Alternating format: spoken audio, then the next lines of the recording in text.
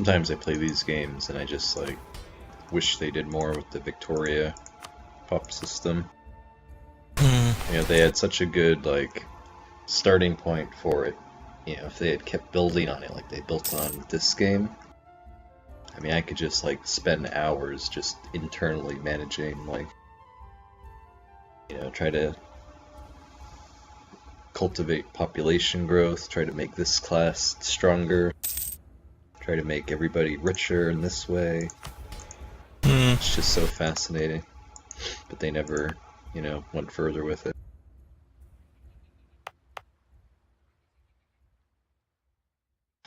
Just get medicine, get clergymen. That's about the extent of it. Build liquor factories. Yeah.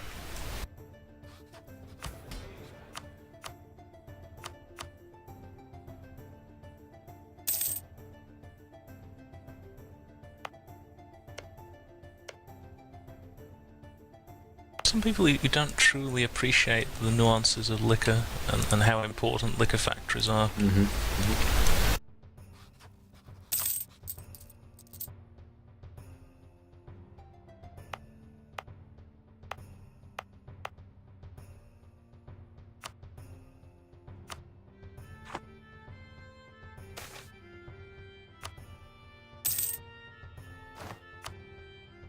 Yeah, Russia is extremely hostile. They desire a lot of provinces. Oh, that's good to look forward to. I mean, I have an equivalent like military tech to them, and I've got Ming who. Actually, no, Ming would probably turn down the call to arms and be like, "Nah, fuck you, Manchu." No, actually, you're right. You would be protected by Ming for now. That's true. But what I mean is that the AI in its malign intelligence would go, "Nah, fuck you, and leave me on my own." It's malignity. I like your solution to the Buryatia problem. This makes me laugh. What's that? You know, you can't conquer him, ally so you surround ally, take trade power from. Why? Why is he subsidized by Ming? That's what I don't understand. I don't know. Ming's like, oh, I gotta help this guy. I gotta help. I don't know why. I need to help him. Just giving money to this country that has like. What? That has no rivals, in theory, anyway.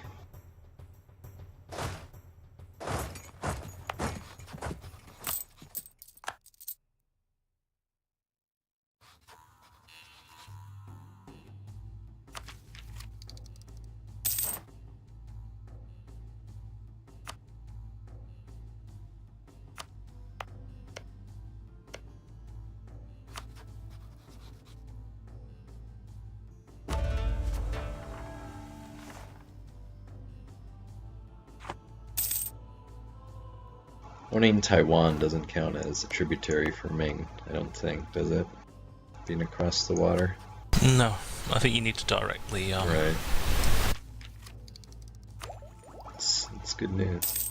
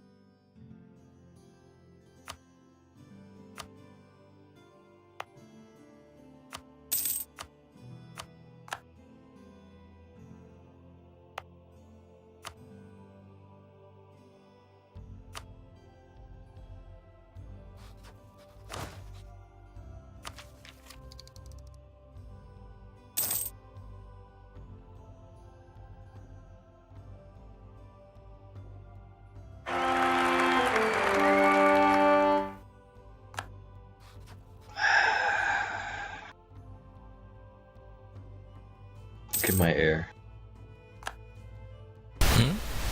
I've not got time. I'm sorry. What's wrong with your air? He's just horrible again. He's fucking awful. I'm very sorry.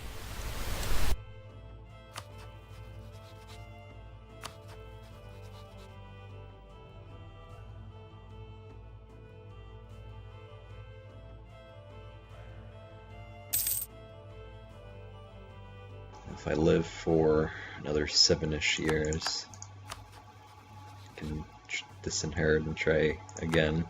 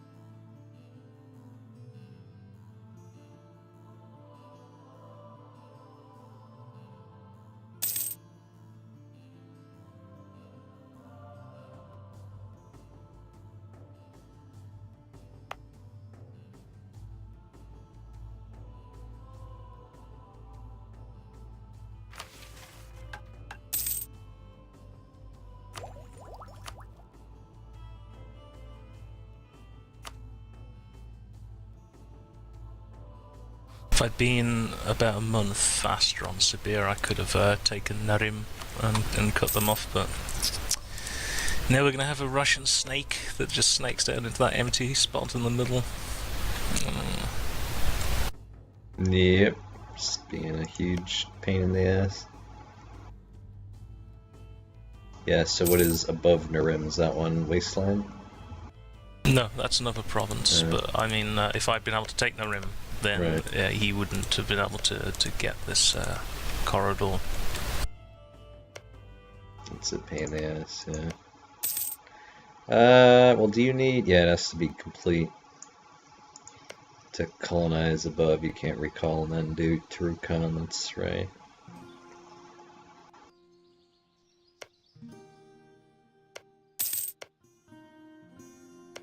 Yeah, you're 2 pixels too far. It almost looks like it touches a Gon. It doesn't. Yeah. And of course, because of his Siberian frontiers, even though I started that other colony like 2 years ago, he's already caught up to the population. Yeah.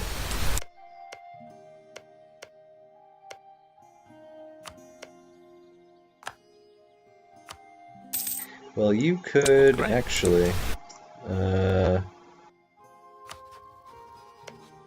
just debating if it would be worth it to give him a border with China.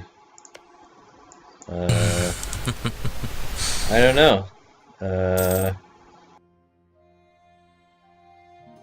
I'd rather not, because he'd probably invade China and beat them. I don't know. Well, China surely is stronger right now, it must be. Well, he might be, but don't call me Shirley again. It's about twice as strong right now. I don't know, it might be worth doing. What do you think? I mean, those shitty steppe provinces you have over there, you know, they're just gonna keep revolting like they are right now. Let's just be honest. Well, that revolt wasn't indigenous, they actually came from Russia and entered this province.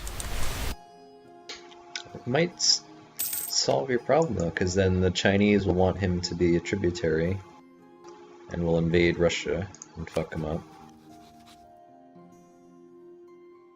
Although if the Chinese win and they tributary it, then that might create a new problem. I'm just making sure we think this one through. I'll be able to fight China eventually. I don't need to rely on the... I mean, what I'm going to do with China is when I get big enough to have as big an army, I'll just untributary myself and be like, okay, what are you going to do now? And if they attack me, then I'll probably be able to fight them off. And if they don't attack me, then they'll just get fucked in the ass by the Celestial Empire until I'm able to attack them.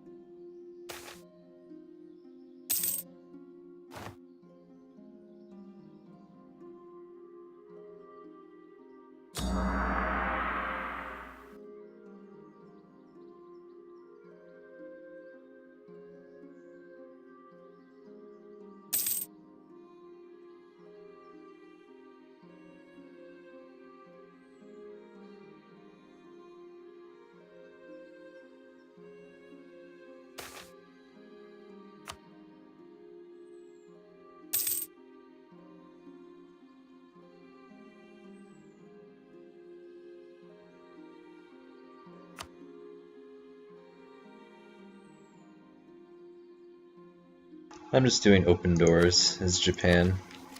5% off tech.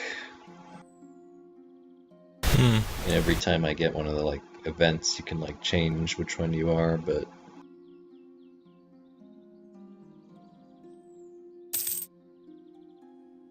just stay open, I guess.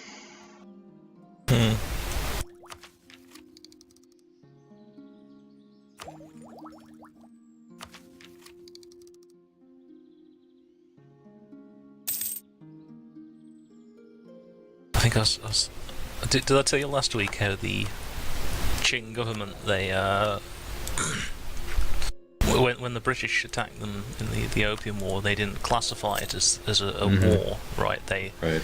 The Qing government classified it as it was the Songban Rebellion, right? Because the British were just Southern barbarians, so it was just the Southern Barbarian Rebellion, right? Because the British were previously loyal vassals of the Qing state, the Middle Kingdom.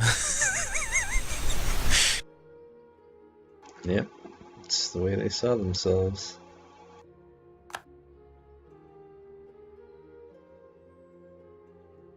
When the Jesuits brought the first like modern maps to China, the Chinese ended up using them, but the bureaucrats objected to them on the basis that China wasn't in the middle of the map. And the Jesuits were kind of like, well, we could redraw it so it is in the middle of the map. And the bureaucrats are like, no, this is wrong. This map can't be right. China isn't in the middle.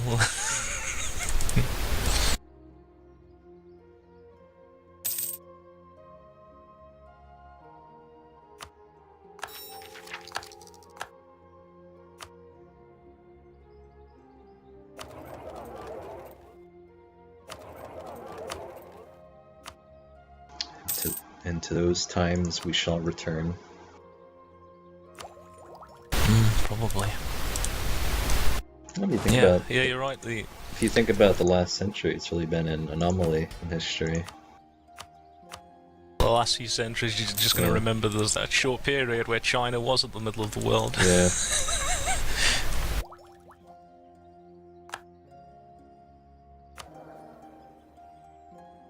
Okay, I think I've selected a good province to develop into my thingamajig. What you call it? Have you though? Have you? My honeypot. I'm gonna do it. I'm gonna do it here. Well, 'cause I don't know if you have any good province. I don't think you have any. Okay, it's not a good province, but you know, it's the issue with the Horde.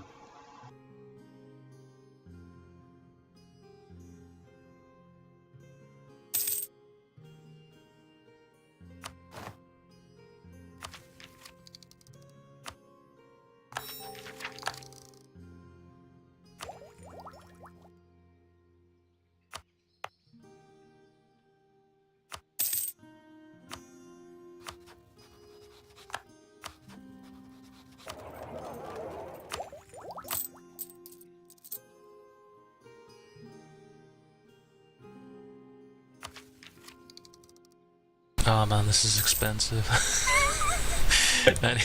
I need more mana.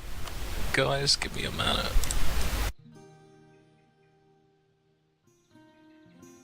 No, I'm doing ideas right now and I'm falling behind while this fucking thing spreads up to Kyoto.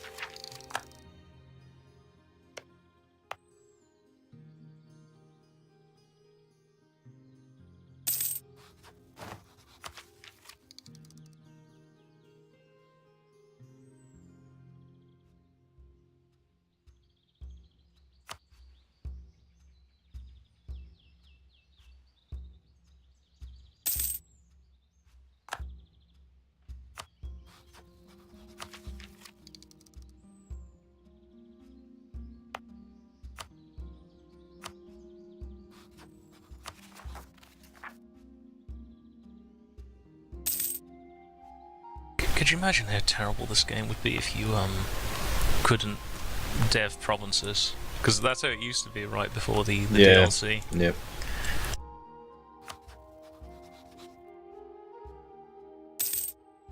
No, it was brutal. That's how it was all through EU3. Mm-hmm. We played the shit out of it anyway. But it is funny, you know, going however long the fucking, well, that was even longer. That was like 500 years, and just the hypothetical wealth economy of a province could never vary. It's like, nope, Vienna's always worth 8 tax.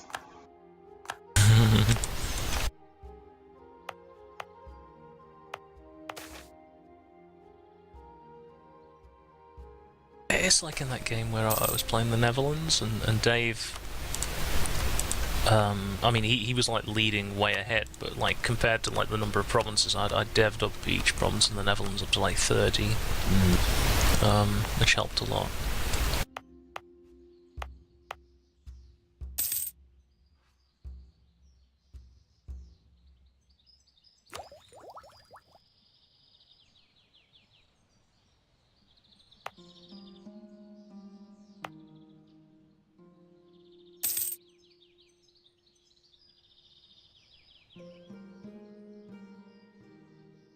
Yeah, I think my problem with those games is just they turn into just blob fests, which is kind of boring. Who can conquer the AI faster?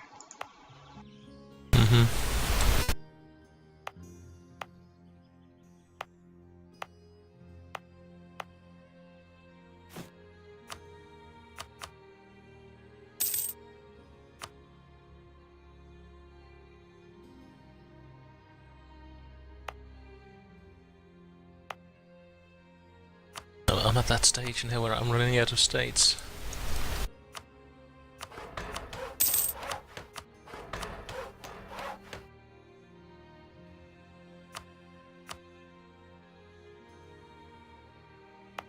Yeah, the issue is all your provinces are shit. Not even worth fucking stating them.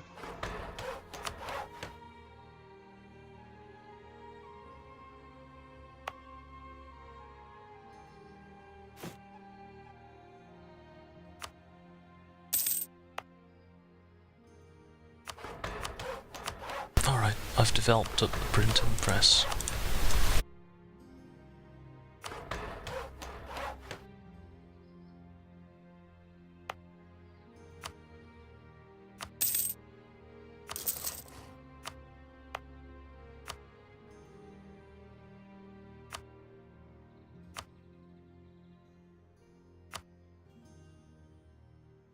It was very painful.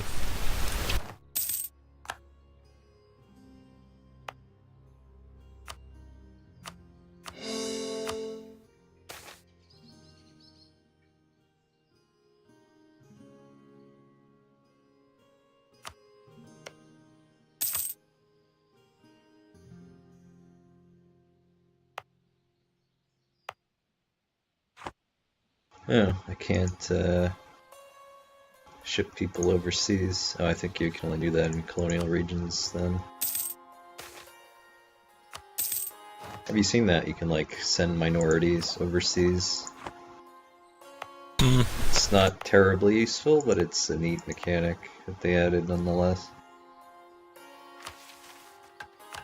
It does lead to some weird fucking shit though. Like, cause the rebels of whatever religion take over, so like the Muslims take over New Spain and stuff now, which is dumb. Yeah.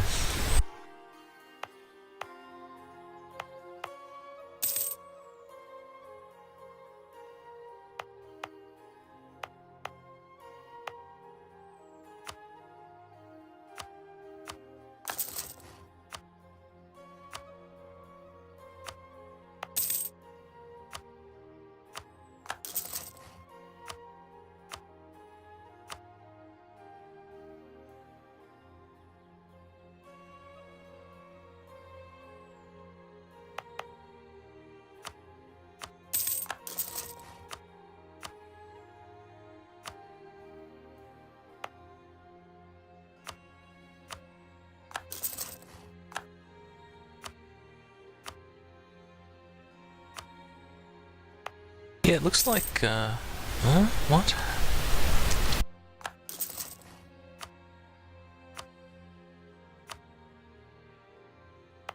Pretenders. Oh.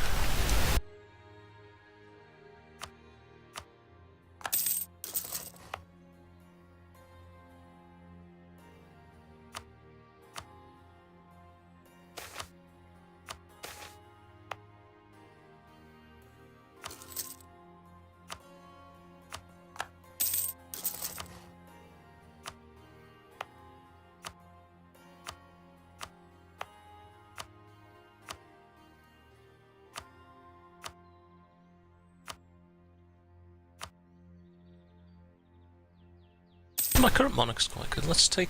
Alright, now I'm not busy. Let's have a look at the shit that you're in. Oh yeah, I still have that piece of shit, you're right. 2, 3, 0. Yeah, that's, not good. That's the trouble with being a monarchy, though. If you get a good leader, then, yeah, alright. But,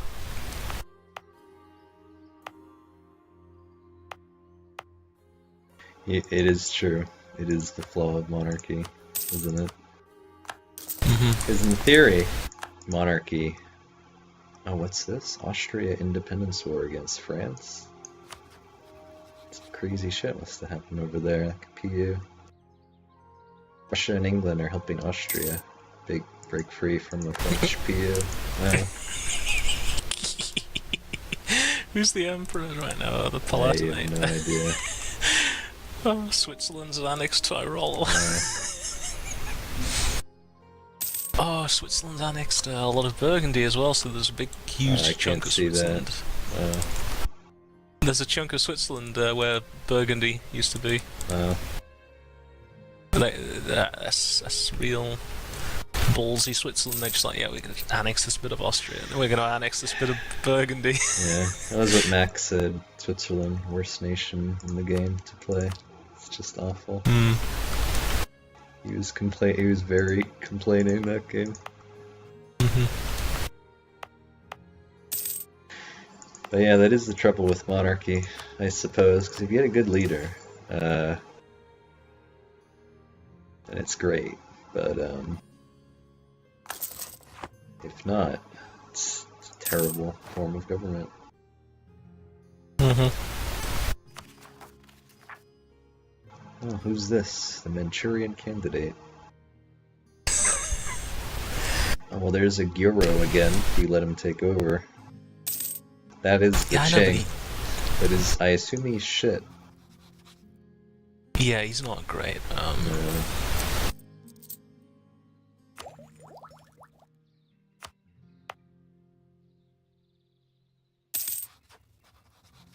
Ah, shit, I need to live another, like, 5 years to disinherit this turd. Oh, you know, I could do States General.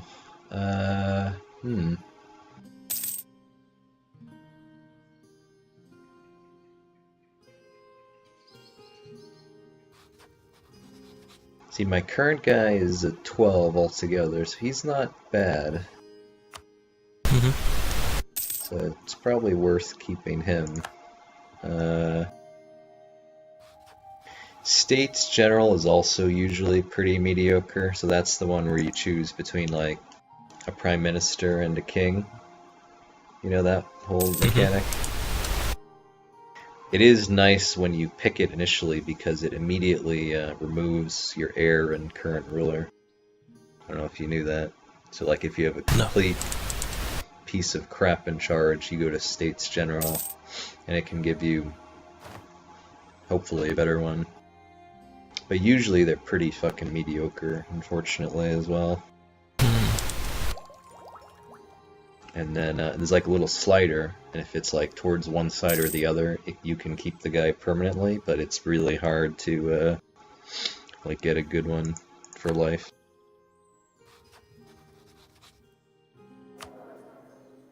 The way I found it was that it's like the Dutch government, right? That's the yeah, States General. But anyone can do it. Yeah.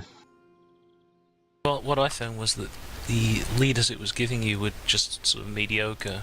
Yeah. Yeah. So it's like a republic, but the leaders are mediocre. Exactly. Yeah. So I don't, you know, I didn't get it. Well, it used to be like the best government in the game, because like they were frequently very good, but I think that they nerfed it down.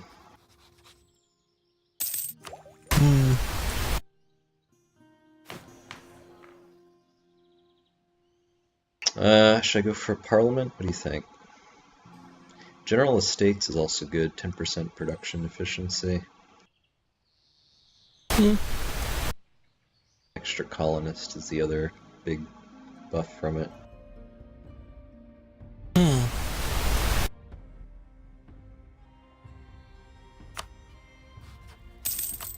What's this, sorry? Government Reform 5. Right, what does it give you? I'm debating between Parliament or the just pure production efficiency one.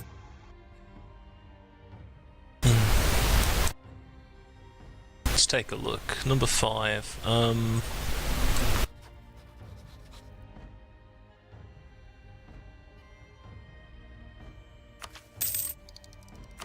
Well, the Parliament can give you some nice bonuses, but yeah. You know, you need to be lucky and you need to roll the bonuses you want, right?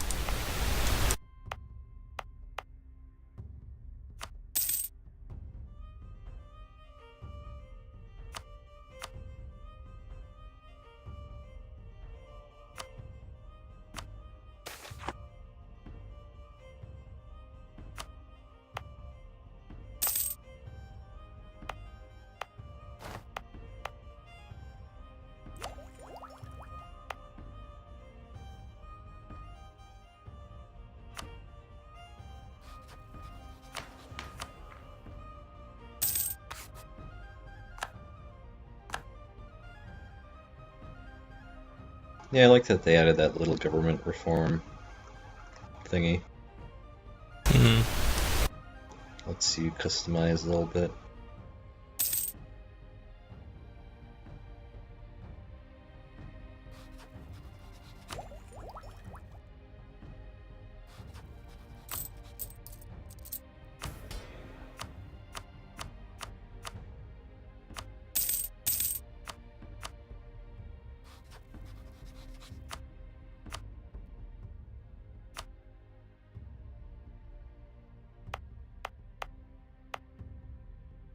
Kozuke.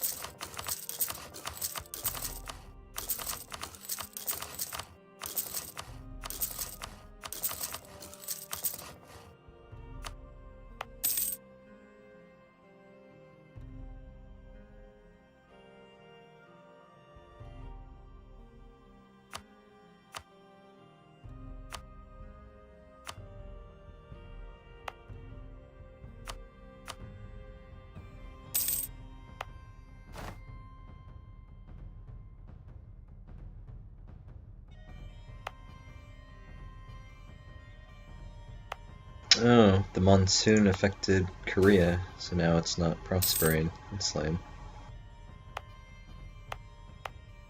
Yeah, so the southern part of Korea, I guess, gets monsoon. Might have to build like a fort there then.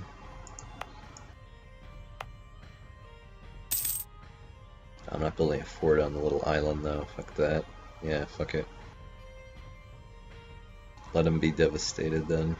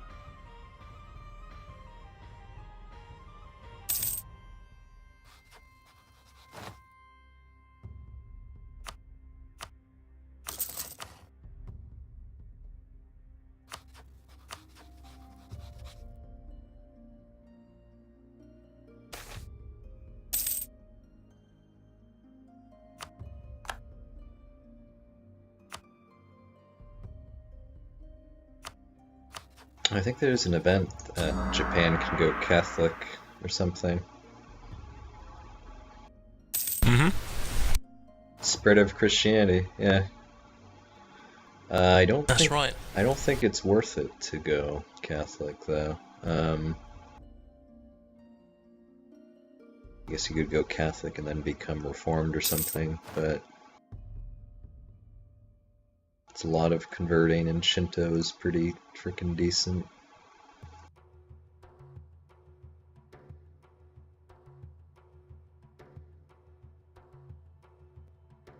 Right? Because it would be basically, let's pretend I was Calvinist for a minute. So I have the morale power activated. So that's the same. And the cost of converting everything. And then I would trade 5% trade. No, 5% tech cost for, what do they get? One more advisor or something? So it's basically the same.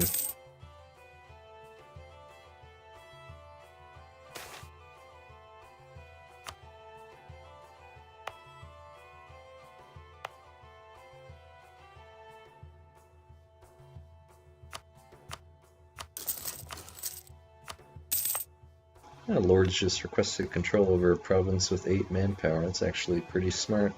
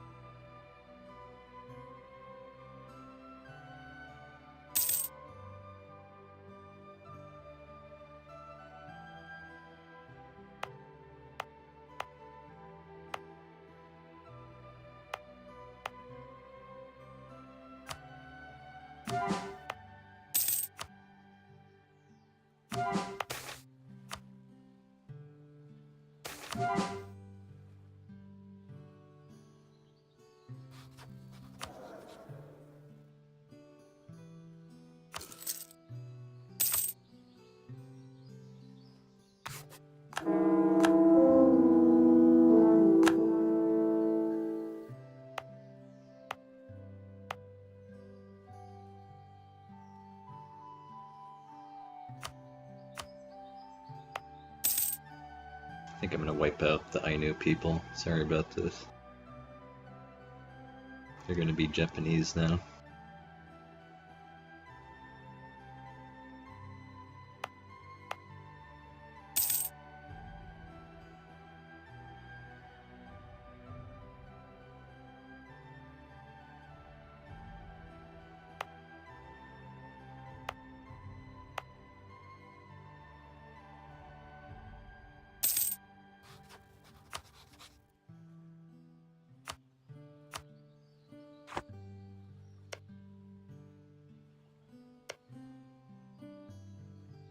Oh god. Look at these provinces you've developed so high. That's miserable. That's what you gotta do. What you gotta do. Kalar. It's not a good time. Yeah, each of those is actually from one of the the institutions, right? So Yeah. the top right one was colonialism, and then the bottom one was Yeah. no, sorry, the top right one was Renaissance, and then colonialism, and then printing press. It's just sort of funny how your country is developing. I just like wonder, like, how does the Khan do this? Like, he just like rounds up all the fucking tribes, just finds 500,000 people and just settles them in one province for some reason. The city wall is to keep them in, not to keep raiders out. Yeah. Oh, China's fucked up. They have 17 Mende. What the hell is going on? It happens occasionally. They'll lose like 50 mandate, and I think it's how old is their emperor? He's 38. He's terrible. Worse than my ruler somehow.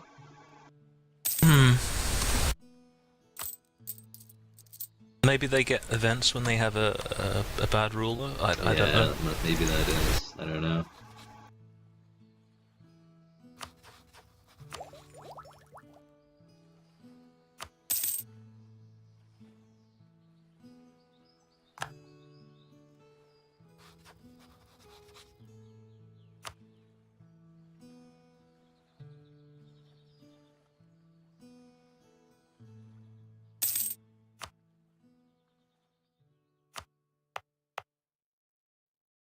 I don't think there are any steppe nomads left. You know, all the steppe nomads have reformed out of their Right. Into monarchies. It's interesting. Some of them become republics. The Golden Horde is actually a republic now. Wow. Saeed. Well, it's still ruled by a lord, to be fair. Well,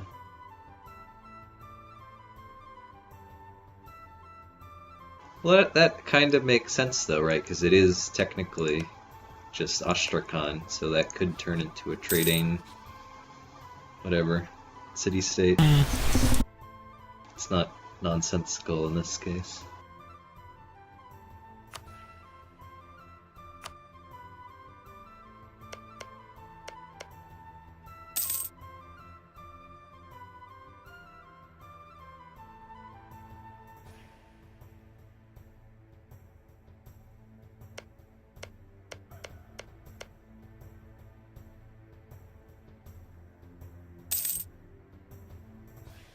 I was watching this guy on YouTube the other days. His channel is like Bald and Bankrupt is what it's called. He's like an Englishman. Arthur McAllister is his actual name, and he has all these videos where he like travels to these like very like not countries that don't get a lot of tourism. So he has one where he goes to Moldova, you know, and he's a proper general. Like, he speaks Russian, he speaks, you know, a lot of the languages of the places he visits, but he also kind of like shits on it at the same time, so it's sort of very funny. So he's like talking about Moldova, like how fucked up it is, and he's showing you, like in the video of his tourism, like how, so I guess the capital of Moldova is like Chisinau or something like that, and it has no tourism, and it's completely corrupt, and they embezzle all the money. The city's a fucking mess. The Soviet Union collapsed fucking, you know, what is it, 30 years ago at this point. It's a complete shit show. And then he had like another video where he's like in like a town in Moldova, and it's basically, it's like they've got this car, like this Soviet era car that they're driving around in like 1980, and there's other guys with, like, they don't have cars, they're like fucking dudes from the Middle Ages, basically. You know, they're like, the back of their car, they've got like a, I don't know, like a wheelbarrow, so they cart shit around, and they've got like pack animals, like, so they're riding in these carts with horses dragging them. It's like, you ever see Borat? It reminded me of Borat. When he's in Kazakhstan at the beginning, it's like crazy. I think, well, Moldova's kind of fucked because they're landlocked. They don't have a coastline, do they? No. The access to the Black Sea is that's part of the Ukraine. And then, see, because I don't really actually know what the whole deal with Moldova, because they're ethnically Romanian, but I guess that they were in the Soviet sphere, and then they just chose not to unite with Romania after they disintegrated. Moldova is Bessarabia, and Bessarabia for a very long time was part of the Russian Empire. So then the Soviet Union, like Stalin was like, oh yeah, because this was part of the Russian Empire for so long, it's obviously supposed to be part of the Soviet Union. So it was a constituent state of the USSR. And then after the USSR collapsed, it became independent, and it's a bit awkward because you got Romania, which is, by European standards, dirt poor, but not incredibly poor, and then you've got Moldavia next to them, who speak like almost Romanian, you know, and they basically are Romanians, but they just it's so ass backwards it makes Romania look like a paradise, right? Yeah, I guess that's why they haven't united with them. Yeah, the Romanians are kind of like, well, you know, like, as long as it's not part of the Ukraine, or as long as the Russians don't annex it, they're kind of content to just leave it alone, because it would wreck their economy if they had to pay to... The East Germany problem.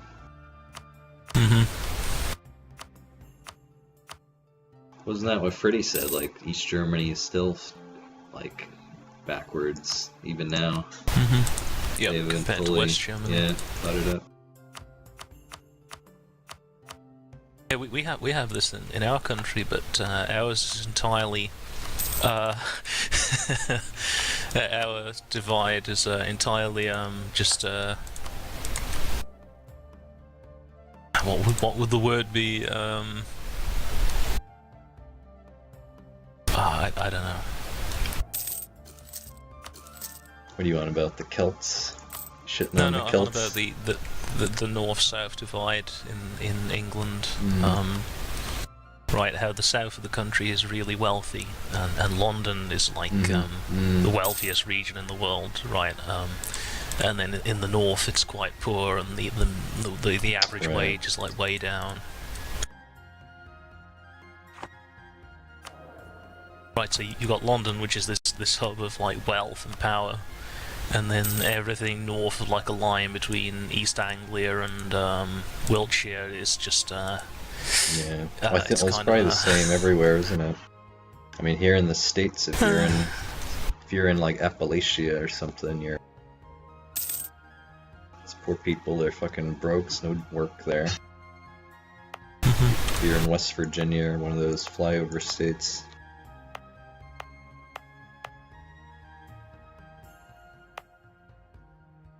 You know, Massachusetts is okay. I do like my state, you know, all things considered, in terms of the places in the world to be. You know, it's not super expensive, the taxes aren't super high. We have relatively high incomes, you know, for the world.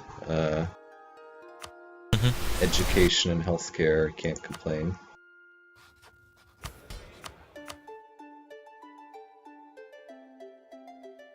You know, Shugel and Gotts, they were shitting on it, you know, the other day. They don't know what the fuck they're talking about. You know, it is the most educated state in the Union.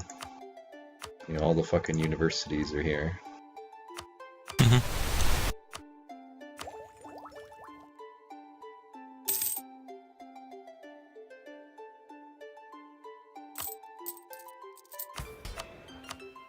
What's this malaria? How am I getting malaria in Siberia? I don't know. It's a good question. How are you? You got a gold province. There you go. There you go. Did I? Yeah. Where? Nuktui. Nuktui. I don't know if that's how you say it, so I'm gonna pronounce it now. In Nuktui. Look, Nuktui. You fool. Oh, that. Oh, yeah, that's from a while ago. Well, you haven't built it up. You can double the gold income. I have. What? I thought I built up earlier.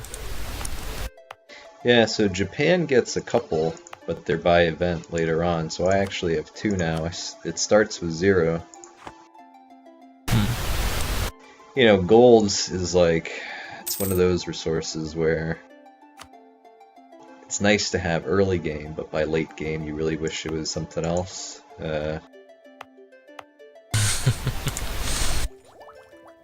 Just it gets shittier and shittier as the game goes on.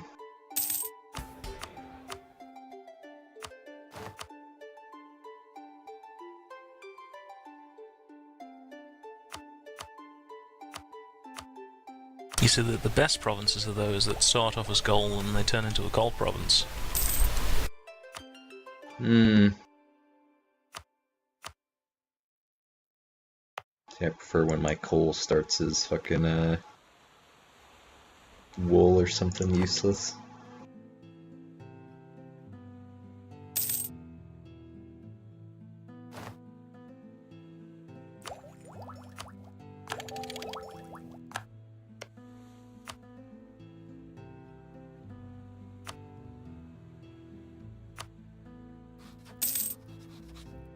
Well, my air is mediocre. I think I'm just gonna accept this.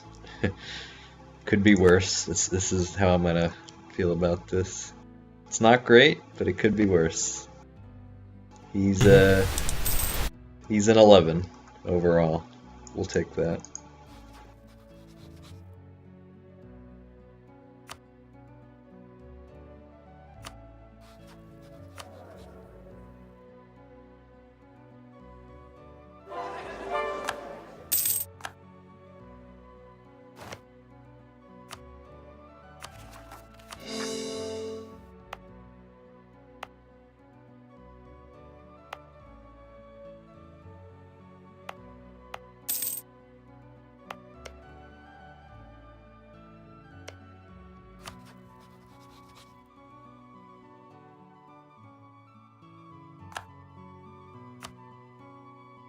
Were they really Hindu like this in the Philippines?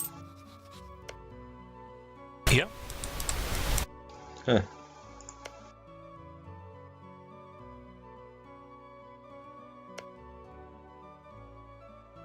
It's kind of weird that they were Hindu this late. It's fascinating. They must have really gotten wiped out by the Spanish when they came. Well, the Muslims, then the Spanish.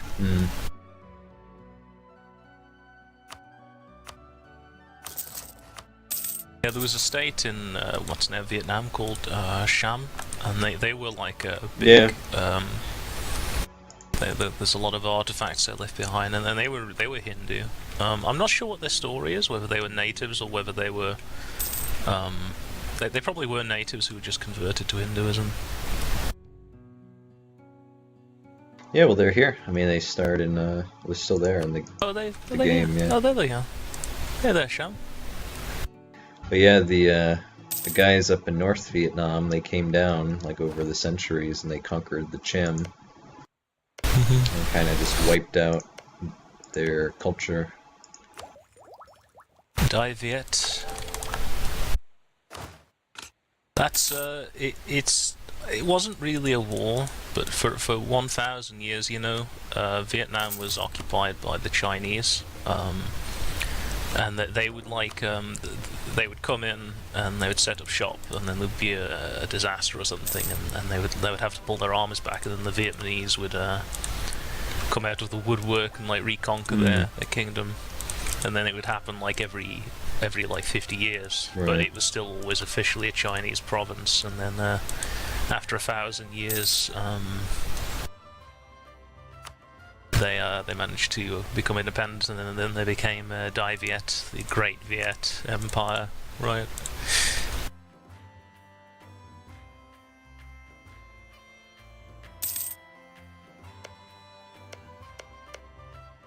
I just need to dev up somewhere. If I can get up to say about 800 dev, then I can.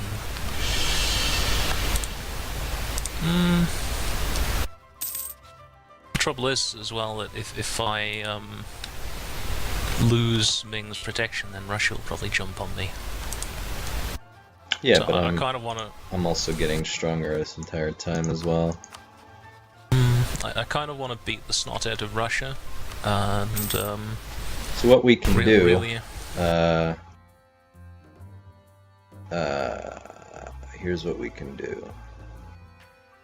So I'll finish conquering Korea. This will take probably like 2 more wars, and then after the second war, I'll get a land border with Ming, and then by that point, we should be strong enough. So they'll attack me. You'll still be his tributary, but you'll be called into the war. And then we just have to not be killed, and that'll fuck up Ming. And then you don't have to come out from under the umbrella until Ming has been dealt with in that war, at least.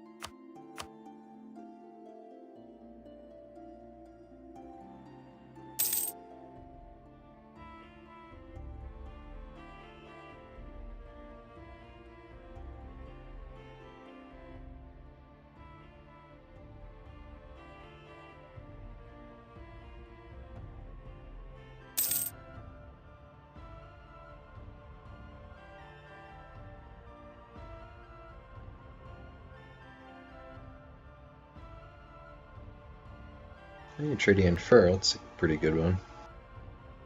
Hmm. Some of them are worth getting. Grain is the best if you can manage that. Grain is excellent. Tea is good. Cheaper advisors. That adds up when you have all like 5/5/5s running.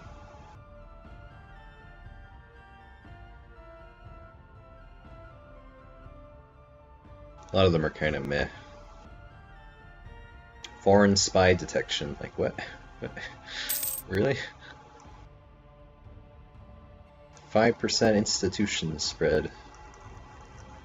Those are bad.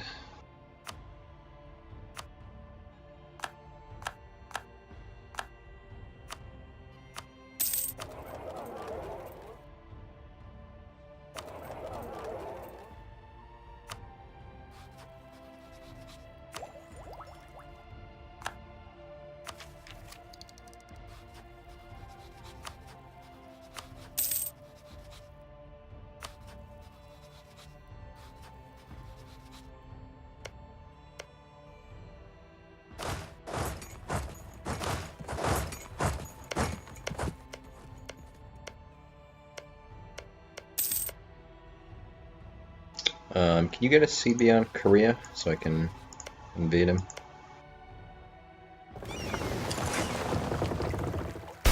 Yeah, sure. Okay.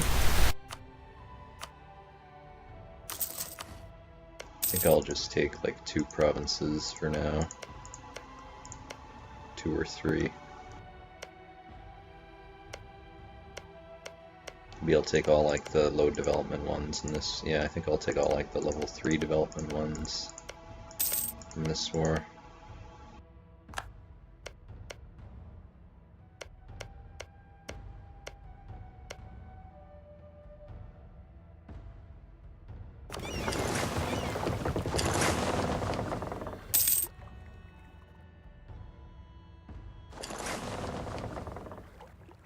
I don't see a Korean army, do you?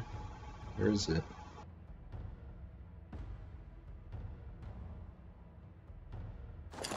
One second. They have 10,000 troops. It's not on my border. Oh, wait. there it is. Wait, yeah, I see there it. it is, yeah.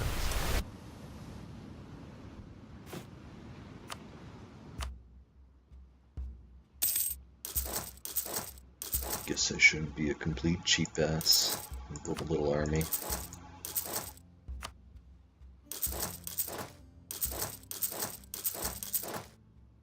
There you go. 4 times their numbers. Should do it.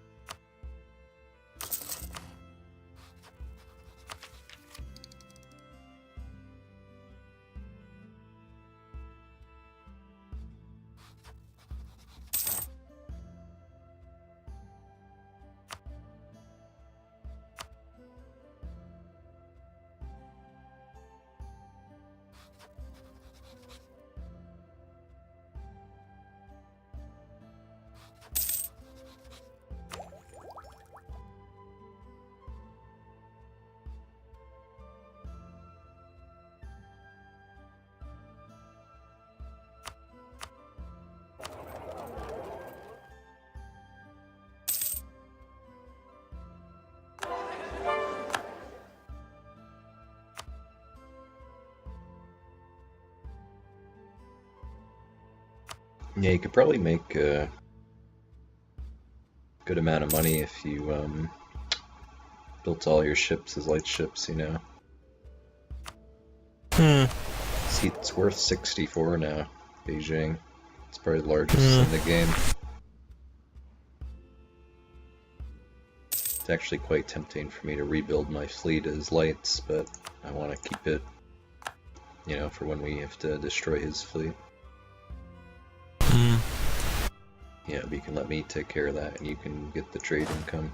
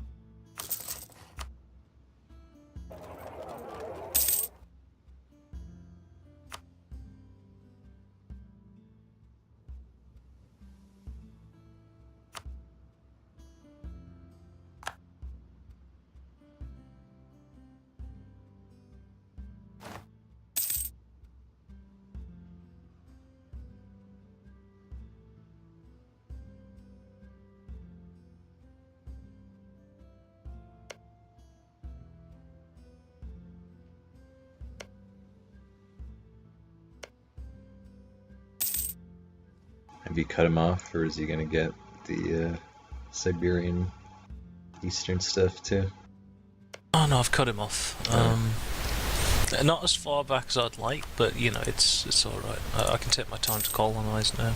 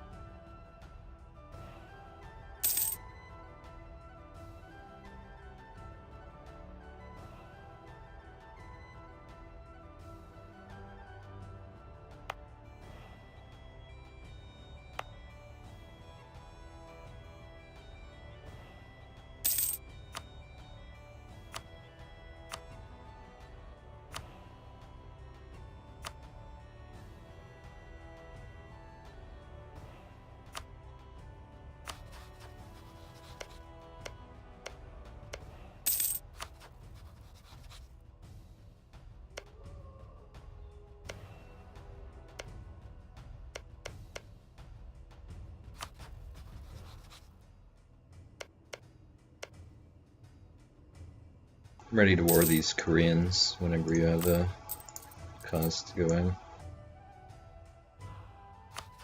1 second.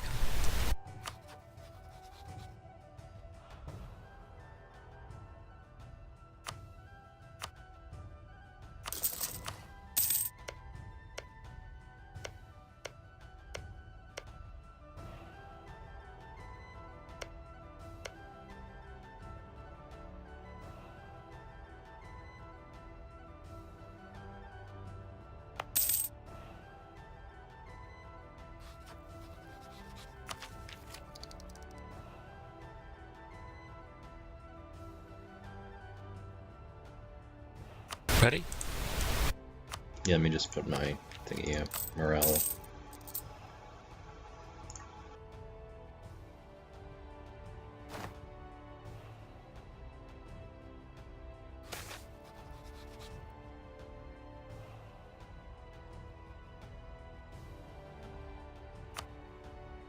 You masking their fleet in Seoul. I what? Massacring it? Their fleet. Masking it. Are you blocking it from coming out to sea? Give me a second, because I have no morale, and then I'll put it out.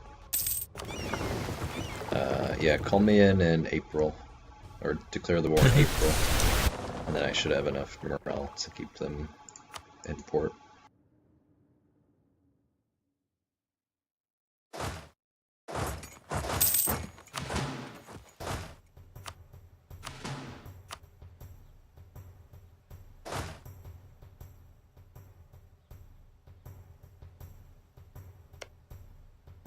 Ready? Yep, I'll do it now.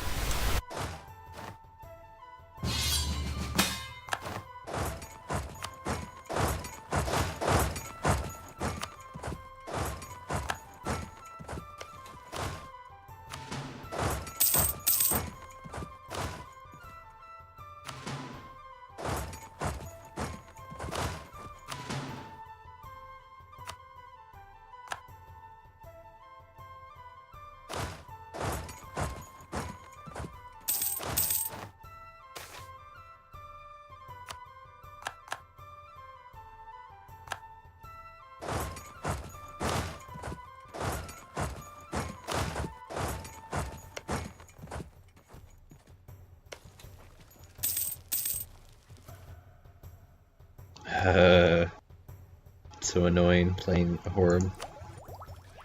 Just fucking ignores me and just goes straight into Siberia. Fucking pain in the ass.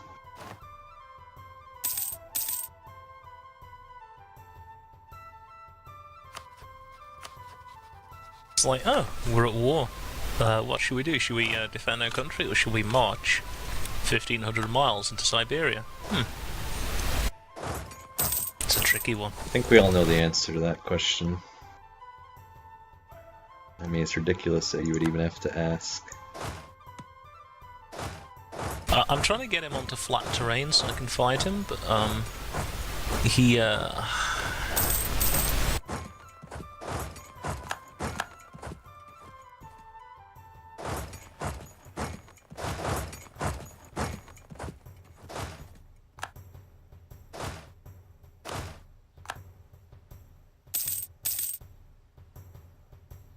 I want him to be in the steppes so I can just go at him, but he's not complying with that.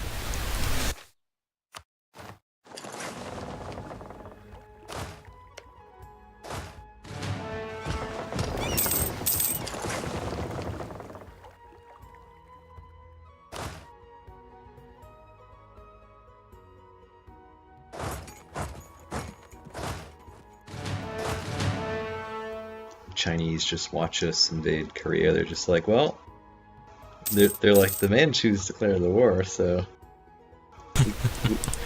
why would we ever get involved?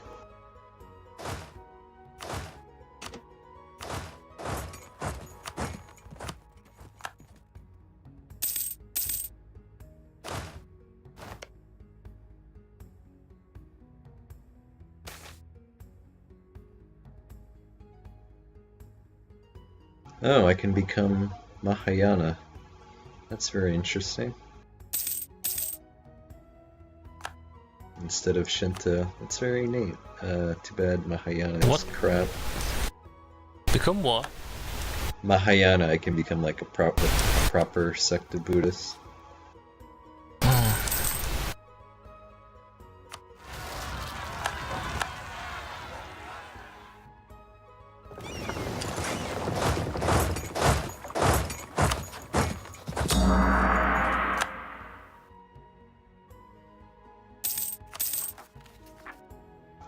What do these rebels want? Oh, they're like peasants. They're peasants.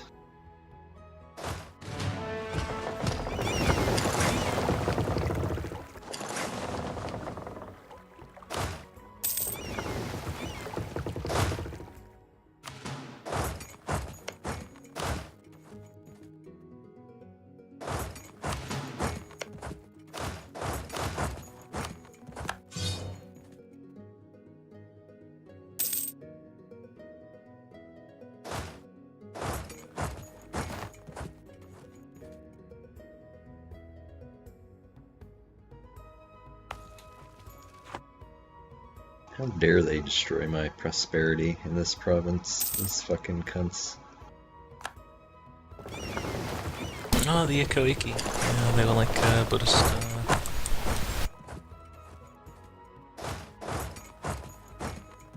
I don't know, They were actually kind of like the. They were kind of like the Lollards, you know. Oh yeah? Oh yeah, what do you want from Korea? Hold Everything you can get. Let me kill these peasants first.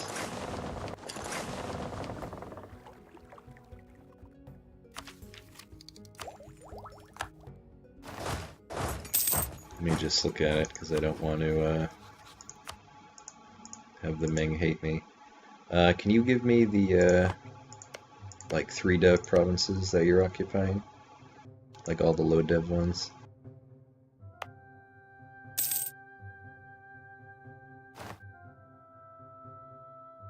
So I think I'm gonna take all the low dev ones in this war, and then next war I'll get the border with China.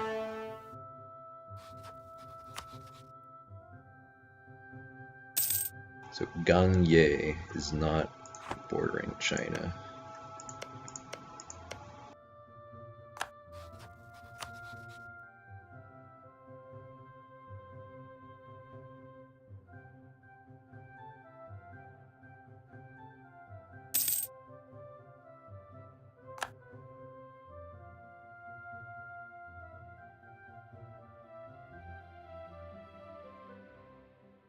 Russia is going to attack the Great Horde. Oh, I can't do anything about that.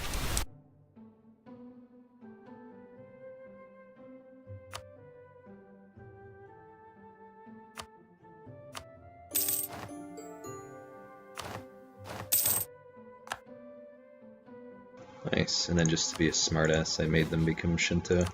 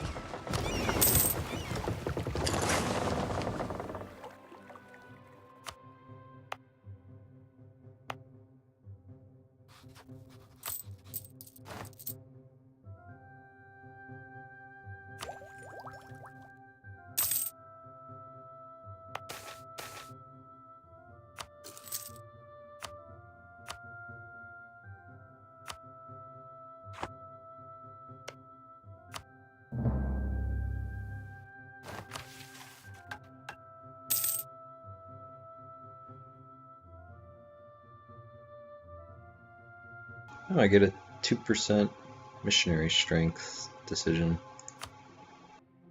-1 tolerance of heathens. It's not too bad.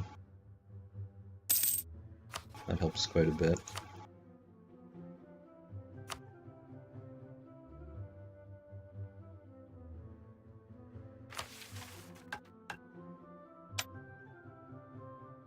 It's gonna really piss off my Koreans while they're wrong religion though.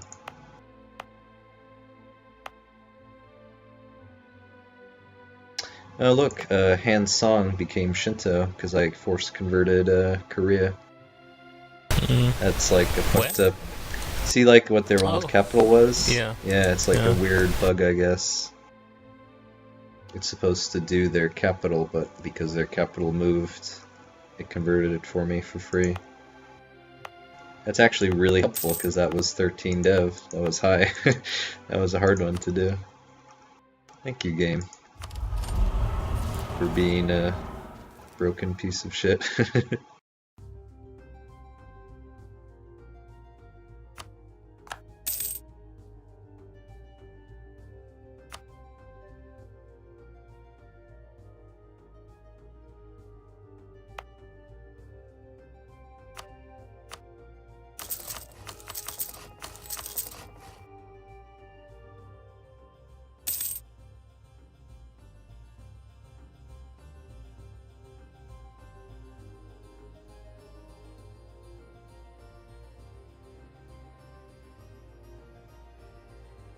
only trouble is that these Koreans who've just been stomping all over my land have put devastation everywhere. Yeah.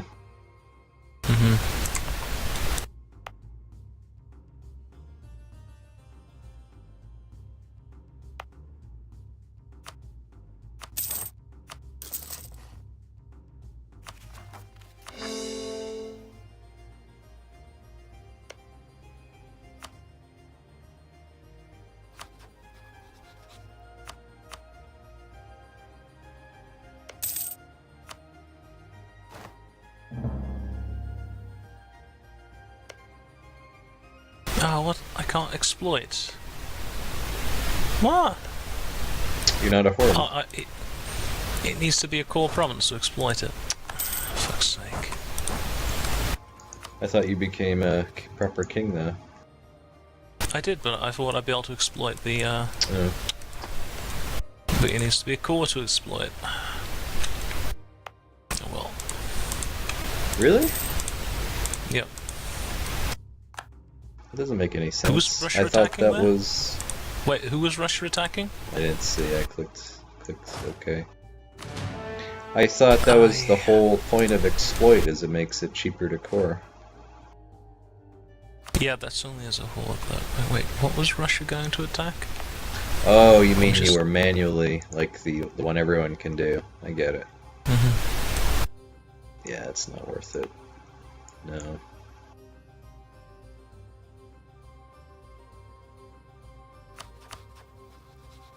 I'm just looking for the log, I'm trying to find... I doubt it's you. You're protected by Ming. And you're allied with me. Yeah, but I would like to know who they're attacking. Sometimes... Russia is preparing to attack Transoxiana. Yeah. Okay. Sometimes I look through the log and I can never find them. I haven't paused it.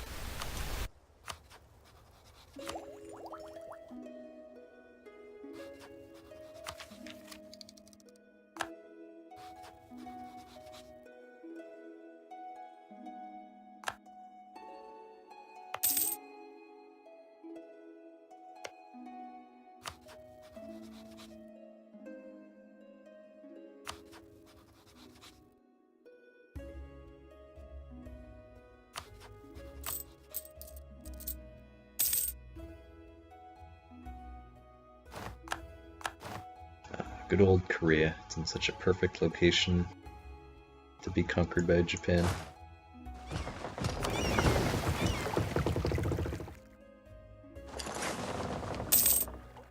We're at war with Russia, by the way, just so you know.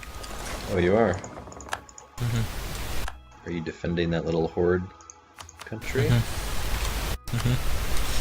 Is that... Yeah, I don't want him to expand even further. Is that a prudent thing to do? I'll be fine. I don't know if you would be, just... though. I just don't think that that's true. Can I have some money? Just seems like a really bad idea. If only I could get some money, I'd be alright. See, this is what you do. You put yourself into these situations without thinking through, and then I'm supposed to come in and I just bank mean all that your error. in that war with Korea, I had a Korean army walking around spreading devastation everywhere. So I'm just saying, you know, maybe you owe me a bit of money. Alright, I'll give you some money. You fucking passive aggressive cunt. There you go, it's 500 gold. Thank you.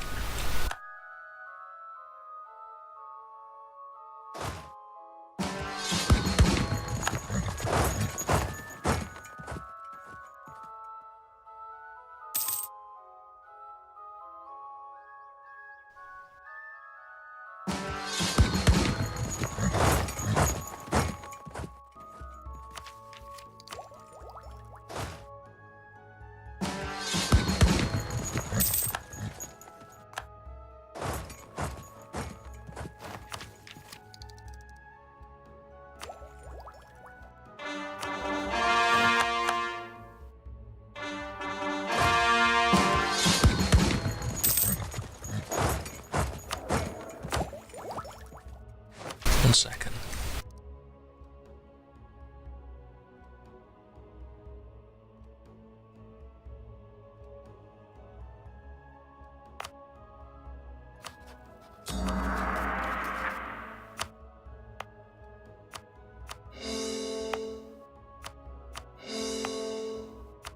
So I'm just fixing some stuff.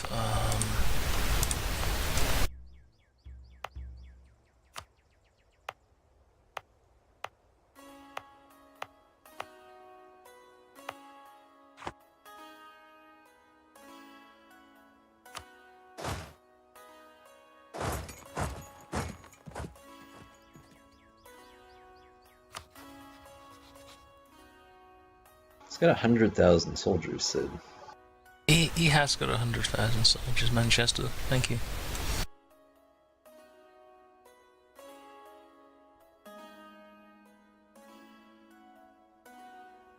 I have the manpower, I don't have the economy. I like the sprite for the Russian soldier. It's very endearing. Just looks like such just this bearded, rugged fucking dude. Okay, I'm unpausing it now.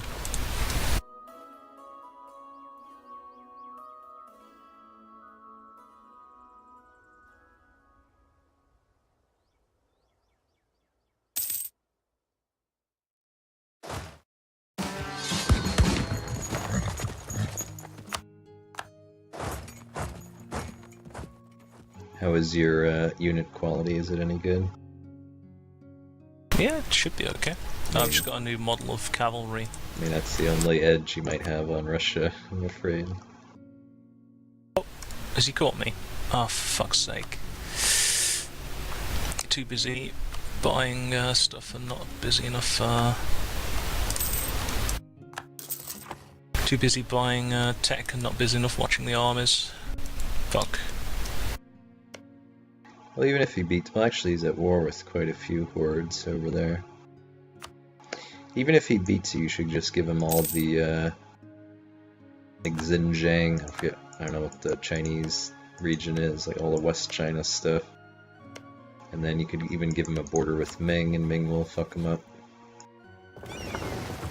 Except he probably won't want those provinces. Can you put the speed down? Yep.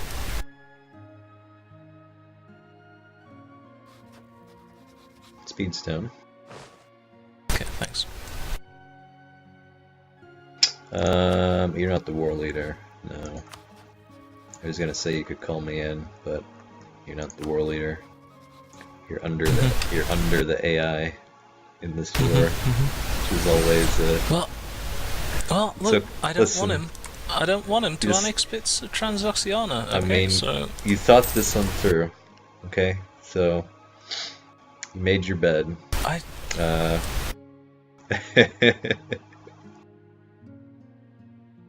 You aren't a co-belligerent, so he can't take... He's got a 50% penalty when he takes land from you, that's all. It's fine. Everything's fine.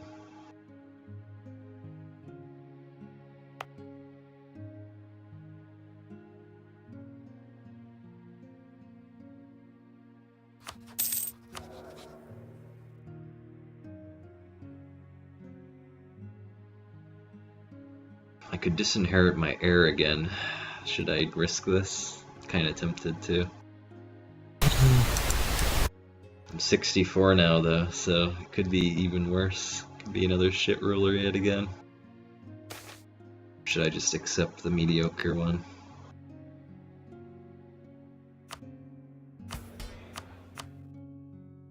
If it ain't something to do with this war, I ain't interested.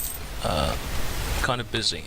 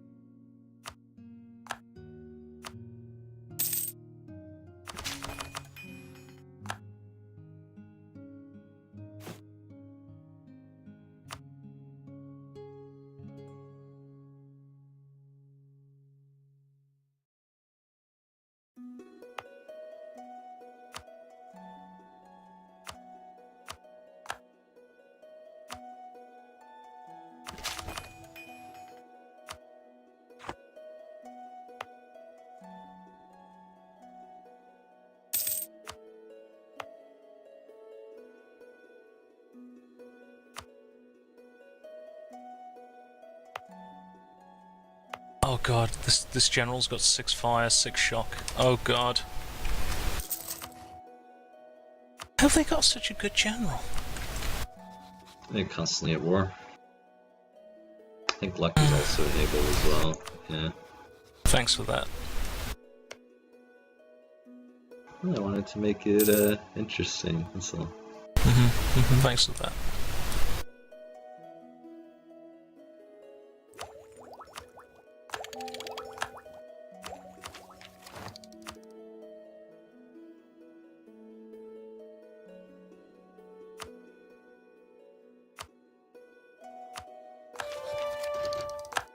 Of course, because of the size of Russia, you've got units like constantly filing in, and then you lose a battle, and then you lose like another 5,000 guys afterwards who are filing in one after another. Fucking frustrating, yeah. And you fight them in this aneurysm creating piecemeal way. Because the provinces are all so fucking big over there. Getting attrition everywhere, can't even afford your fucking army. Super frustrating.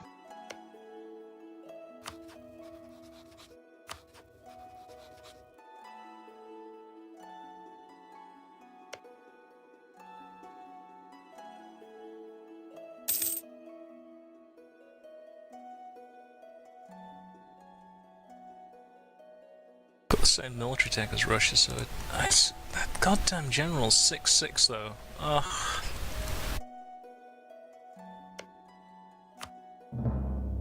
I wish as well that maybe the sprites were bigger so you can actually see where they're fucking moving. So it's like, oh, the Russian death stack, where's it going? Is it coming this way? General eat shit. That's the second. That's what I should name my generals.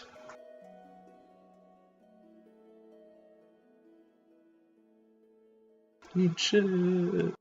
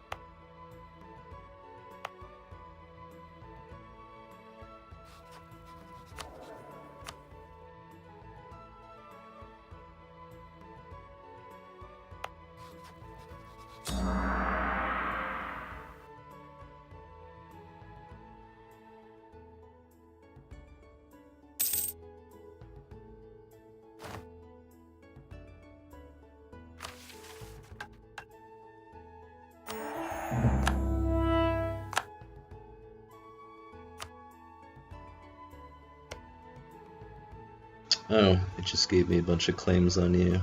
That's annoying.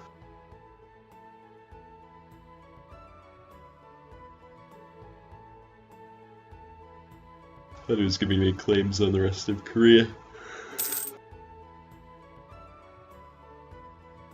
I'll have to unmake each of those for 5 prestige each, which is a pain in the ass.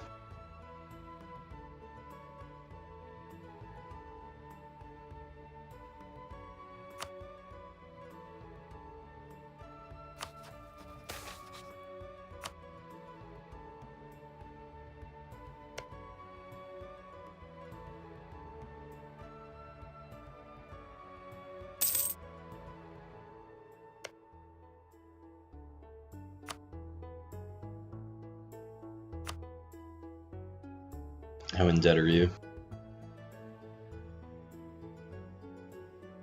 3,300 ducats.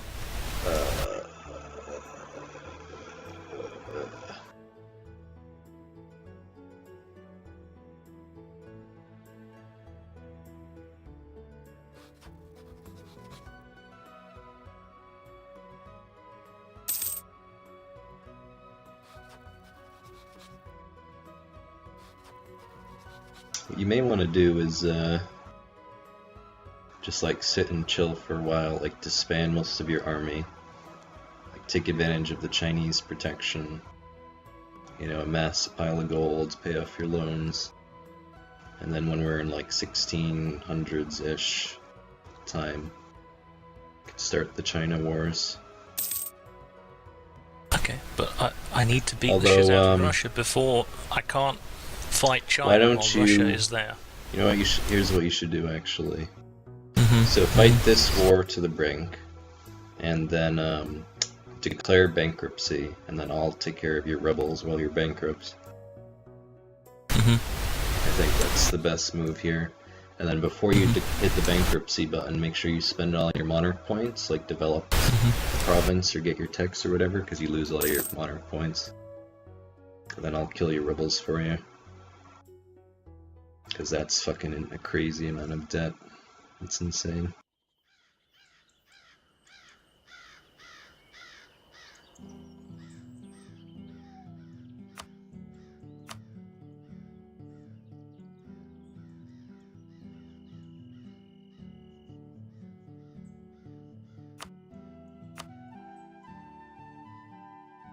I mean, this debt is just from colonizing, it's not even really from the war. Oh, did you go over your colony limit? By a lot. Oh wow. Well, they are your culture and religion, right? So, okay. Yeah, well, I'm here to kill your rebels when you go bankrupt, though, so that's actually not a terrible plan. You know, if you were playing solo, that would be very not a good idea.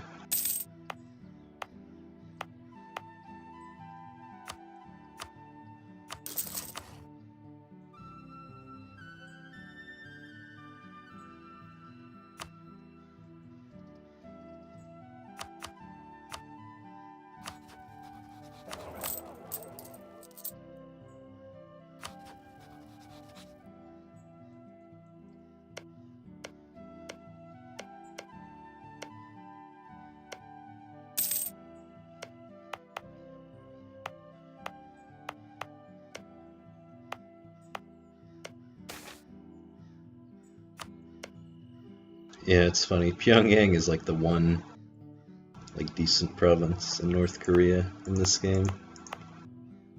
The one what? It's like the one decent province in North Korea. Yeah, the others, some of them have fur, but they're mountain, so you can't really develop them. All the good provinces are in the south.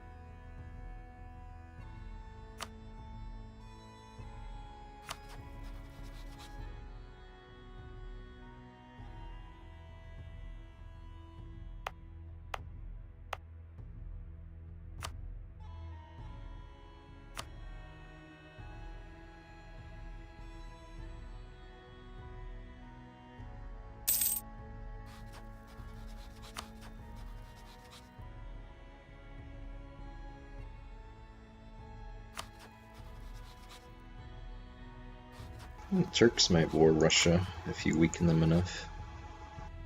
Yeah, they've got a big chunk there. They do, yeah.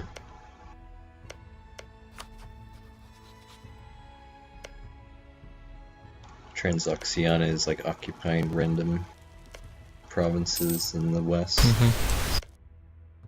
Russia's got some rebels in Astrakhan.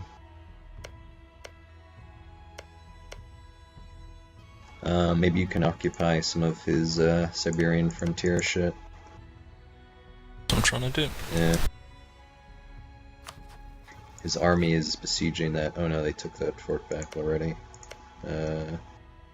In Ryazan, so they're gonna head back east now.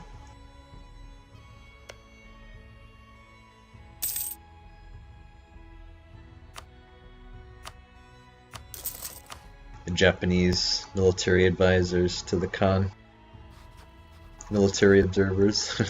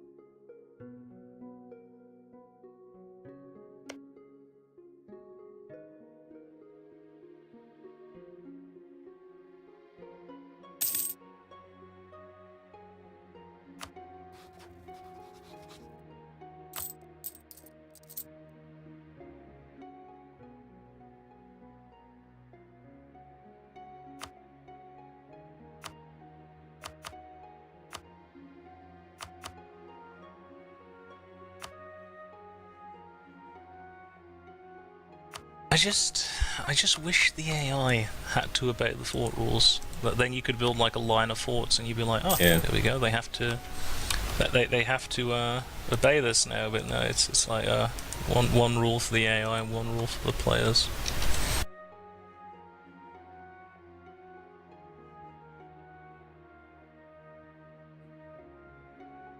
Well, to be fair, you don't. And a You don't have Russian any. army appeared out of the mist in the south, and Yeah. fucking pause. There we go. Russian army appears out of the mist to wipe a small sieging force. Yeah. It pisses me off as well, because it's like, oh, what's the option? You either sit back. Transoxiana is sending 15 to help you at least. Yeah, you're gonna lose the battle still, but yeah. I'll be sending 30 to help you almost. Oh, they're not gonna get there in time though. Oh, maybe they are. I don't know. 2 weeks to arrive. It's probably gonna be too late. Yeah. See, the provinces are too big, so the travel time. Yeah, they can't reinforce in time. Oh, yeah, you did win actually. Alright. Did I? Well, the Russians routed. I ran away. Oh, you routed too.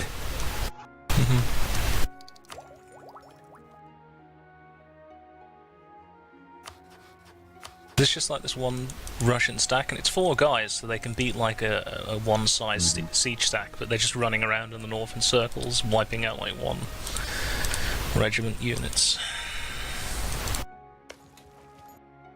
Yeah, the issue is even if you do occupy all that shit, you know, you still have to. The AI is not going to give it to you. Yeah, beat his army and take a fort. So you'd have to conquer that fort in the Urals to get any shit ceded to you. And you have to do it before he ends with the AI war leader, which is a pretty shitty time limit.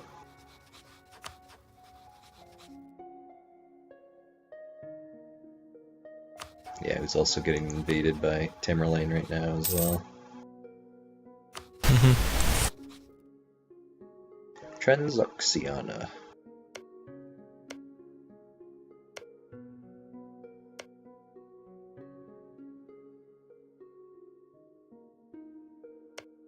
So there's a river, I think, called the Oxus or something, so that's where the name comes from.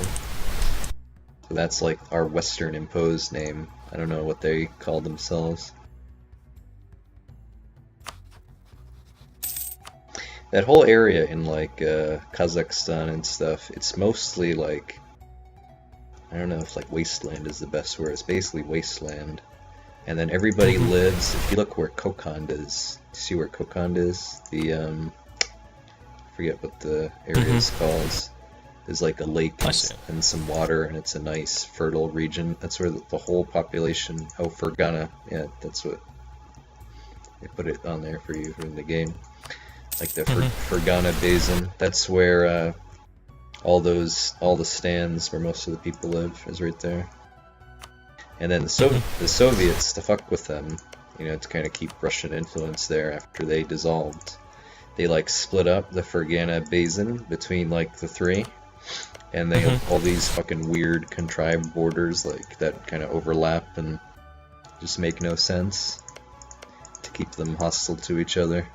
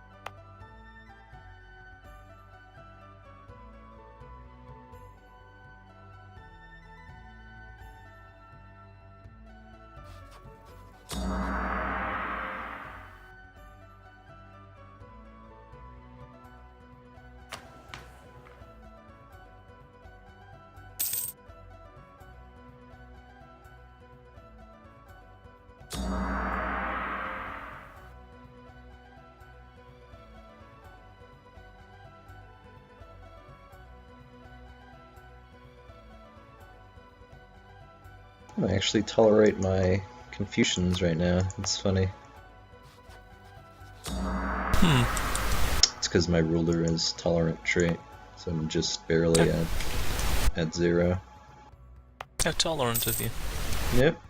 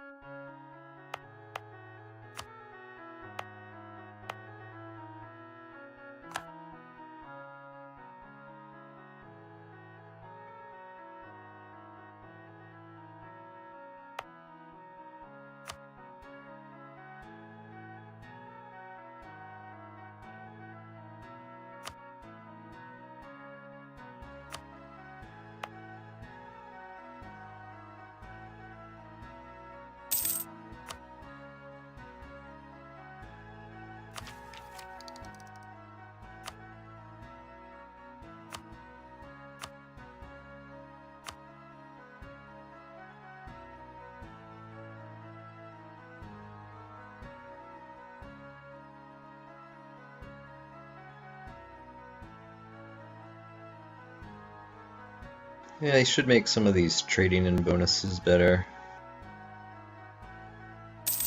Slaves used to be good, like the plus tariffs one, but it's worthless now.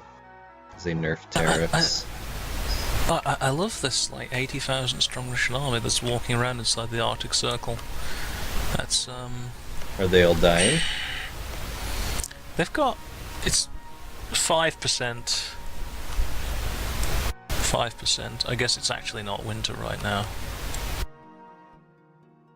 Yeah, he's still got 20,000 manpower. I didn't think Russia was able to run out of manpower. I mean, to be fair, God, according to the ledger, Russia's... He's got 120,000 men. Yeah. He's the second strongest nation in the game. Okay, so Transoxiana had to cede one province.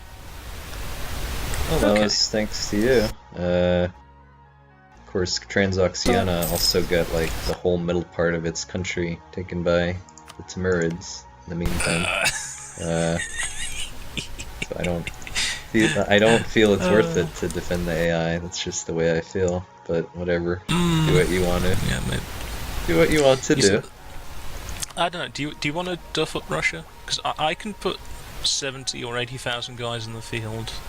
I think you can, if you can contribute maybe 40,000 and your military tech is up, then I just don't think it's worth the investment, because what we would be taking all those shit provinces east of the Urals to start, which wouldn't significantly weaken Russia and wouldn't really benefit you.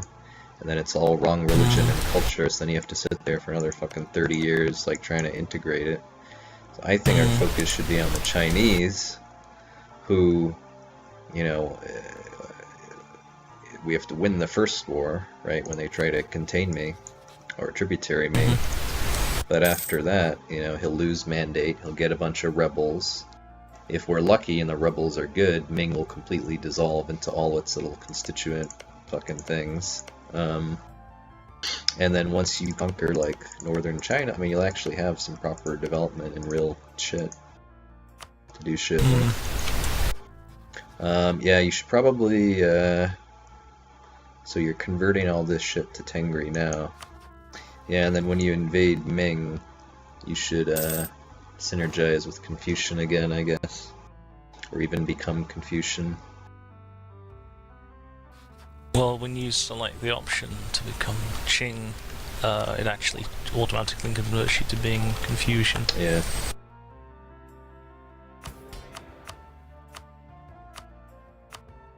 Qing Dynasty.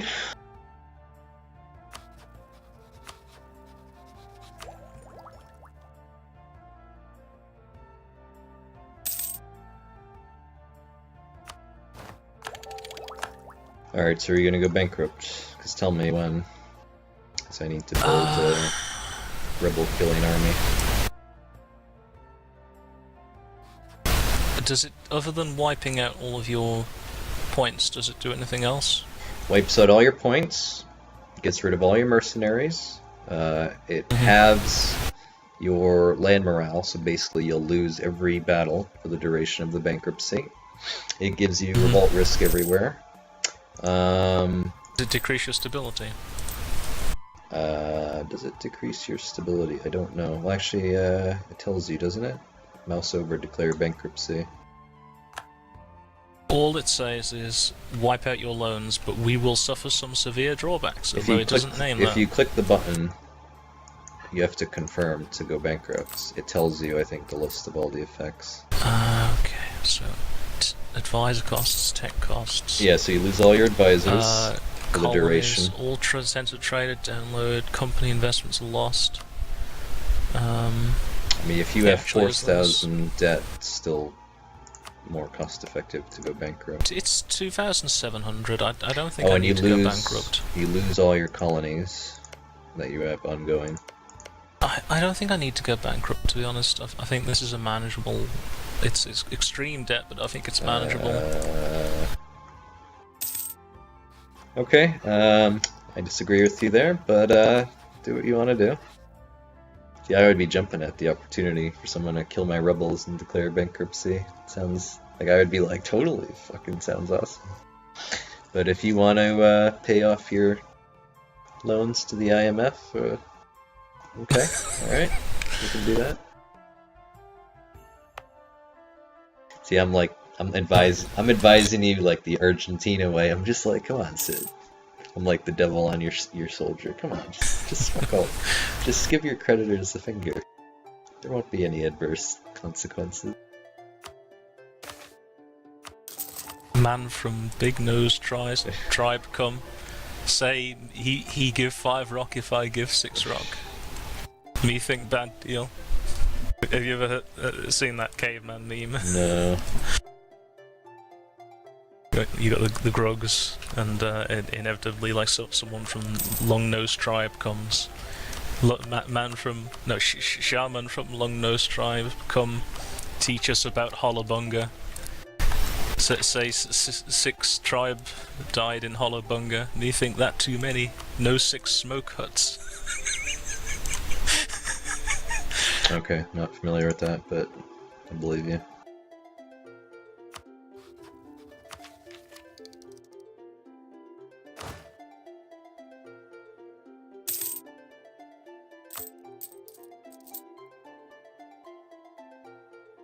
Kind of wish I had more power projection, but I don't think I have enough rivals.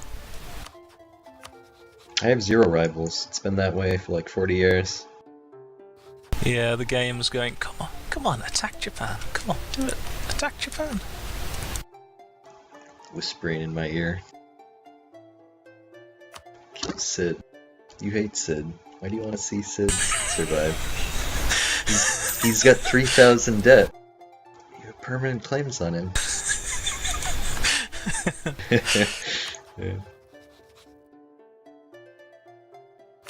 Oh, let's see, which one of these tier 4 reforms? I want the I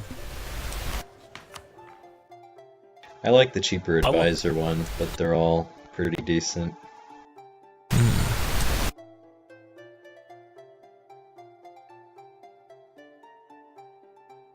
That is the one that everyone yeah. I've asked has said to go for as well.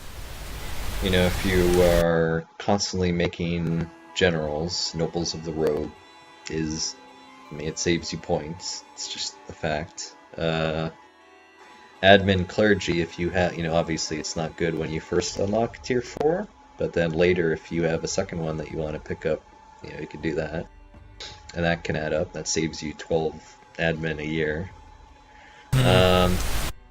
But I would say that the cheaper advisors is the best one, because by late game, right, you've got 333s or 444s or 555s, and that's saving you a shit. Advisors become the biggest expense, and that's saving you a lot of money over time. And see, that's why a lot of the idea groups, they're all mediocre and they're all good at this, because the finisher on innovative is 25% off advisor cost, which ends up being equivalent in goodness to all the benefits you get out of like economic and some of the other ideas. If you have the cheaper advisors with all 555s, it's a big benefit.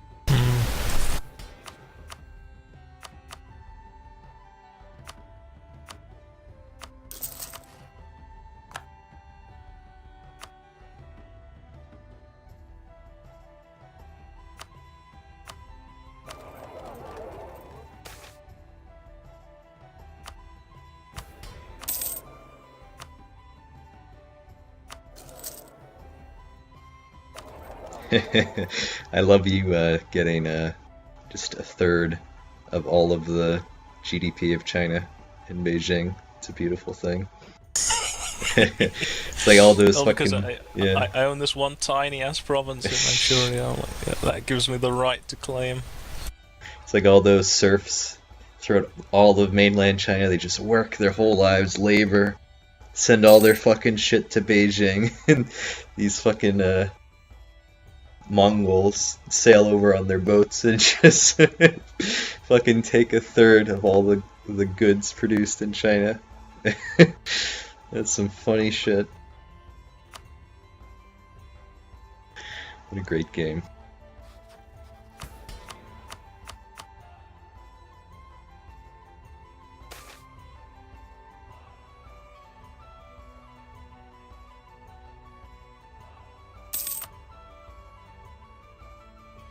I do kind of miss the EU3 like thing where you would just like send merchants like all over the world.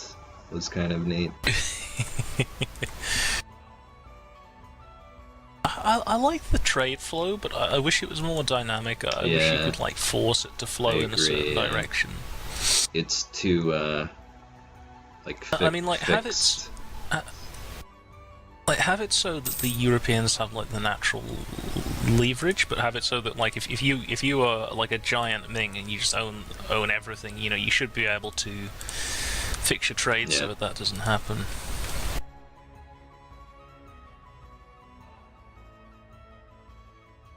You know, it's a 400-year game. You can totally achieve that within that time. Like change the dynamic of power and economics.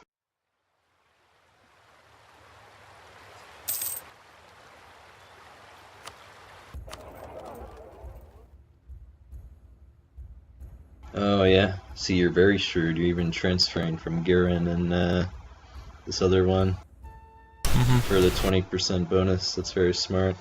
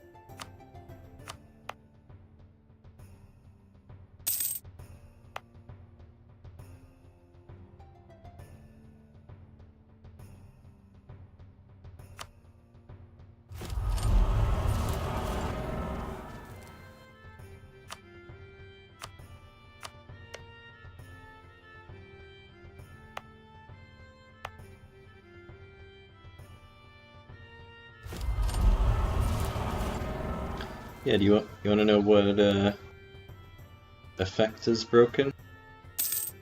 What? Let's see, it's probably broken for you as well. Go into, like, click on Age of Reformation, and then go to the bottom, Unify Culture. Have you unified your culture? Nope.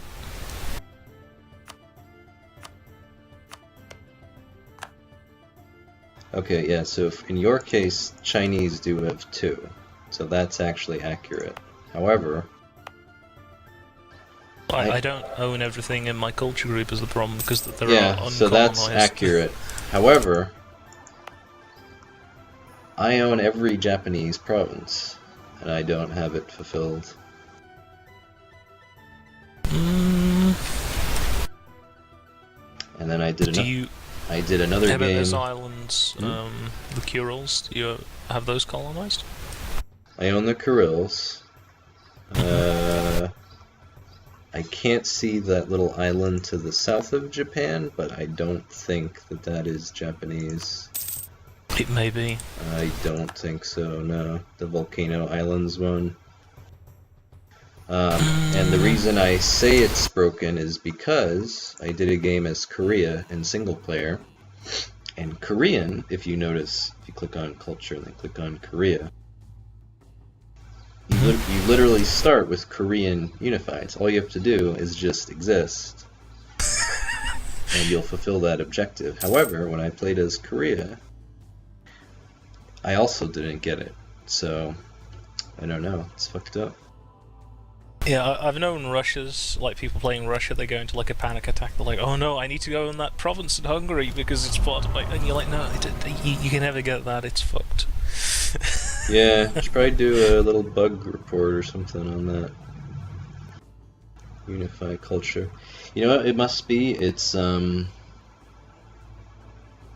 maybe because they fiddle with the game so much, version to version, it, like, fucks it up or something.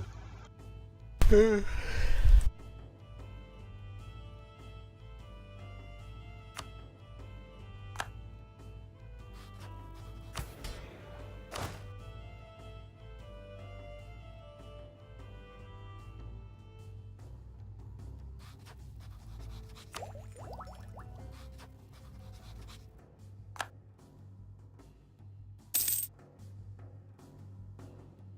would be nice if I could just, like, have a good ruler and I could catch up with China. We could fight him already, but no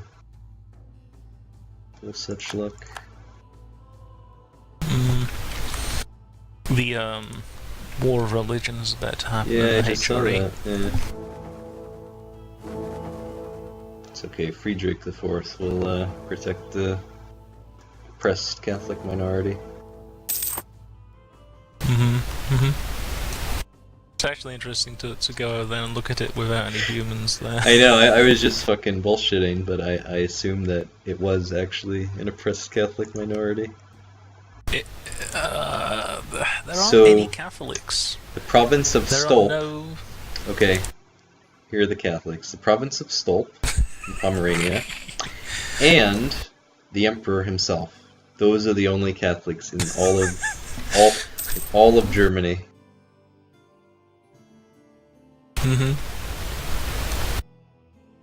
Also, France is reformed, which is... I know, that's cool. Yeah, it's a beautiful religion. God. I mean, I used to not like Calvinists, but now I appreciate it for its greatness. Oh, the best thing is as well that the king is not Calvinist; he is Protestant. Yeah. What's this? The dynasty in England, the Carleton dynasty. Carletons, yeah. Oh yeah, the famous Carletons. The House of yeah. Carleton, yeah. I remember now. Yeah, you remember now? Good.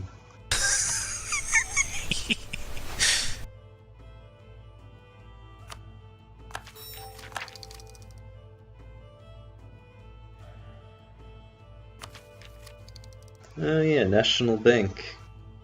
So you forget all this shit, like I remember that from EU3. That was like one of the ideas you got, wasn't it? It like gave you free cash flow.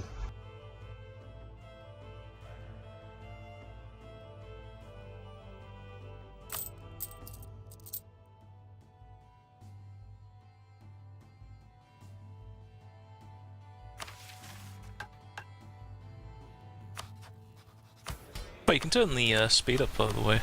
I think it's been on speed 2 since Oh, that war kicked yeah. off. Wonder it's been going kind of slow.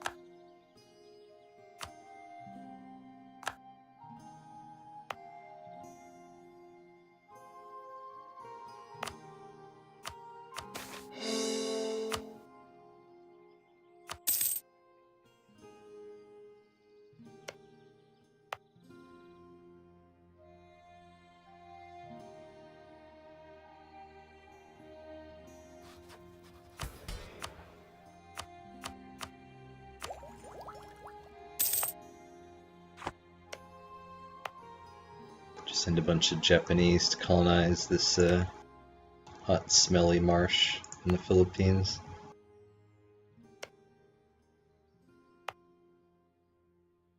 Where's that?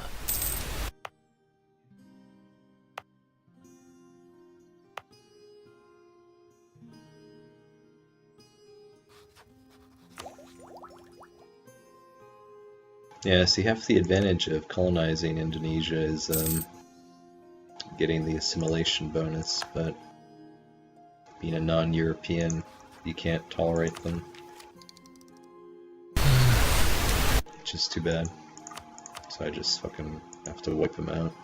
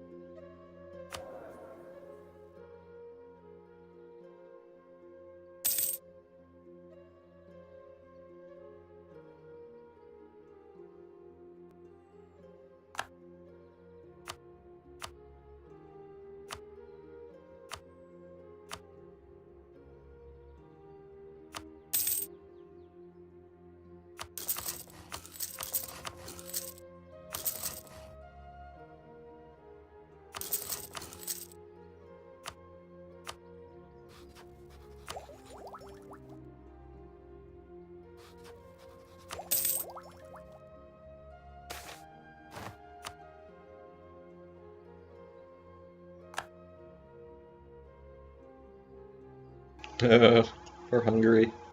He's a one-province state. uh, Probably just became free recently. Might have.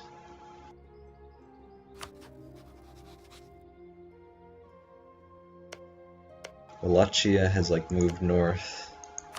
It's funny. Into Transylvania.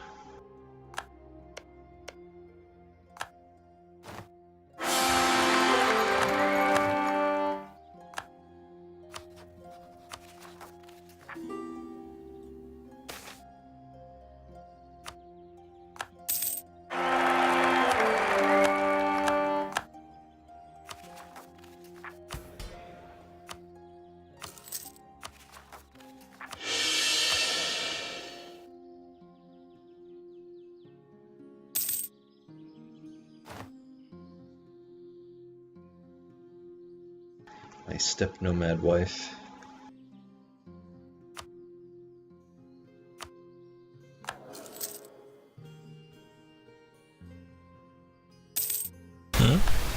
Oh, right.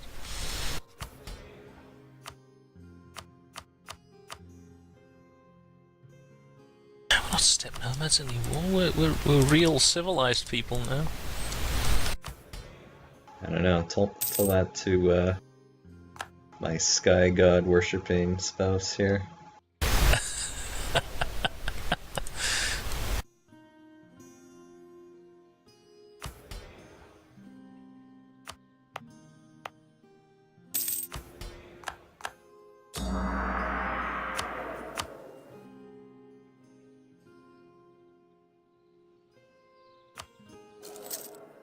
Alright, this is gonna be expensive, but I think I should convert these Koreans now.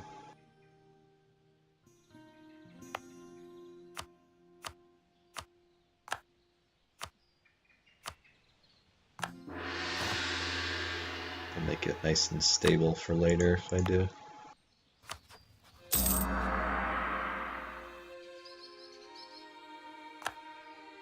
Oh, we don't get Defender of the Faith as Easterners. Huh. See, I play them so infrequently, I don't even know. That's too bad, I wanted the extra missionary.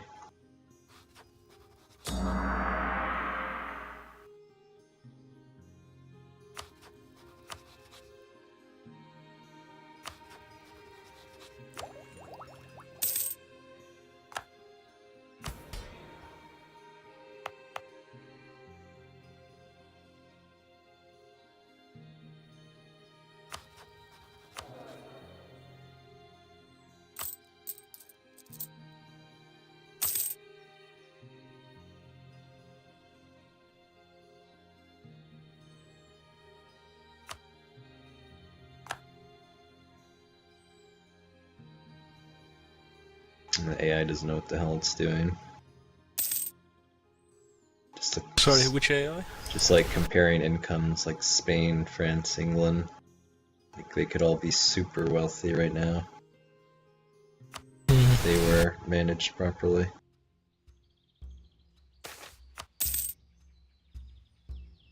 I mean, I've got more income than France, and yeah, he's got 200 dev on top of me.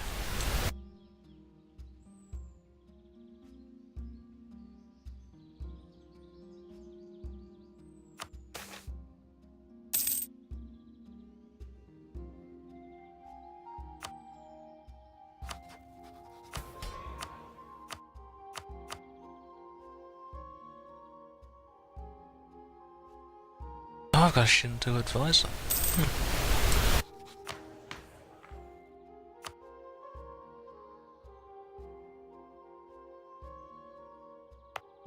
Sent him to you. It's just gonna keep whispering in your ear that you know, the ruler of Japan is like a god and god emperor and shit. It's part of our religion.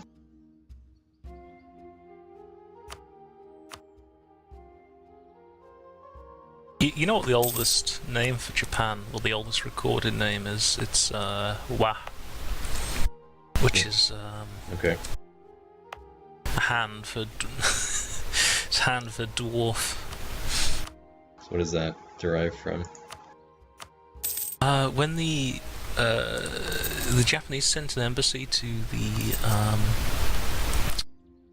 I forget who they even sent the embassy to. It was like 600 BC, and apparently the Chinese thought the Japanese were all very short, so they decided they were going to call their country dwarf. The people were not well nourished back then. No, it's probably the reason. Yeah, we all grew like, what was it, 2 or 3 feet? No, I mean inches, rather. Since like the Middle Ages, didn't we? For better nutrition. Yeah, the Dutch are fucking bizarre. Just in the past 30 years, it's this fucking genetic anomaly. Because historically, the Dutch were not, like, they were like average height at best, same as anyone. And just for some reason, the Dutch have become this weirdly tall people. In modern history, I wonder what the cause of that is. I'll tell you why that is. What is the cause? Do you know? No, it's very simple. It's natural selection. All the short Dutchmen drowned. Only the tall ones who can keep their heads above the water were able to survive. Brilliant. Thank you. I now know. I'm gonna use that now. That's wonderful.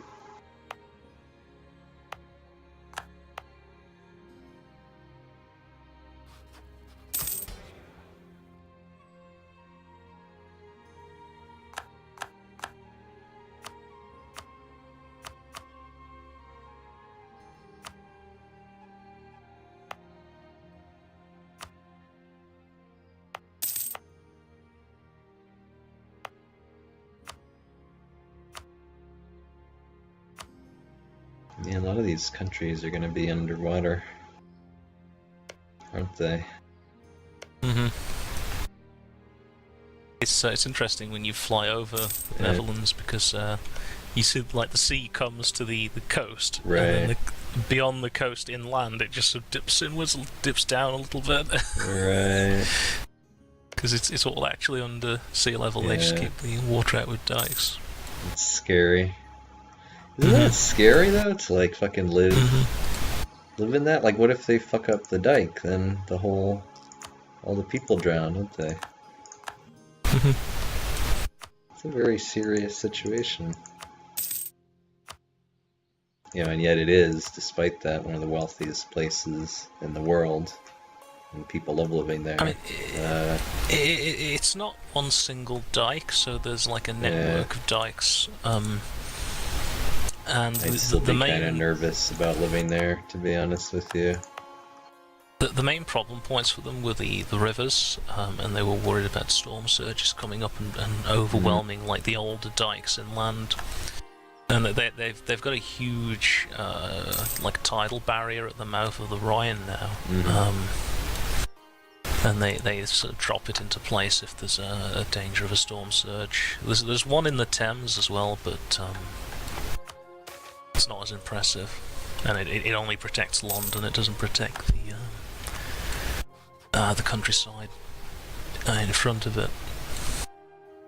Oh, it can rival Spain. That makes sense. What? Have they got territory anywhere near you? I have no idea. I don't see any. Where is Spain's? Oh, he's in Madagascar. He's got a province in India. Oh, does he?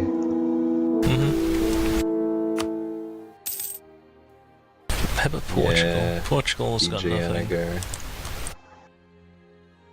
Yanagar sold a It's the same colour, so you barely notice. Yeah. These cunts are gonna compete with me for Indonesia.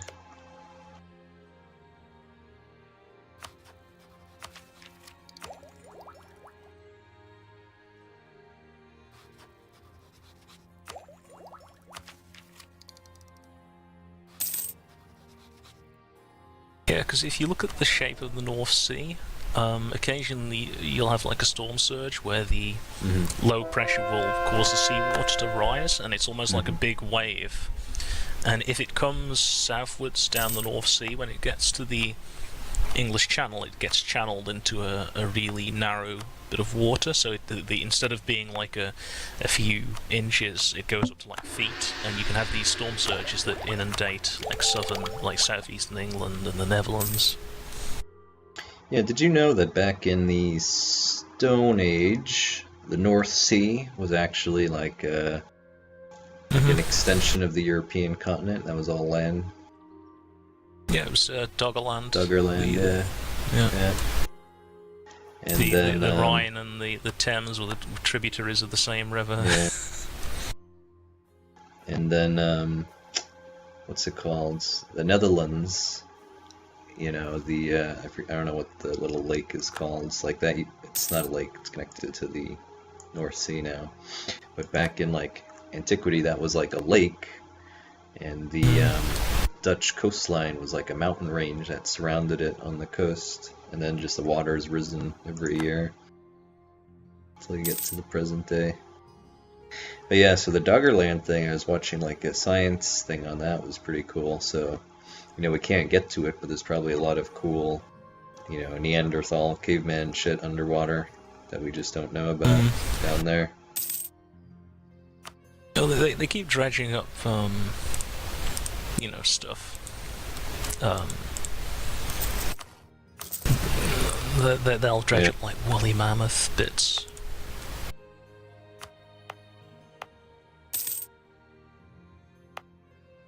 Oh, my good Korean subjects. I'm very happy with them. Embracing the Empire of Japan. What great people.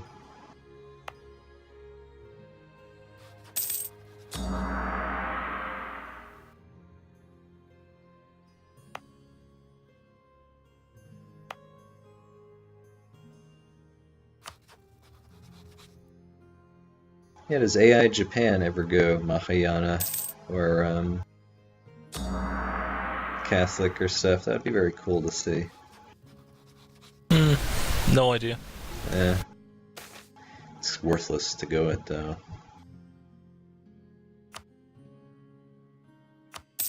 No, a tsunami. A tsunami. A tsunami. Not so much for our prosperity everywhere. You motherfucker. I have 64 devastation. Wow, that's really terrible. Oh man, how long is that gonna take to put down? I paid off my loans. So 1 a year, so that would take fucking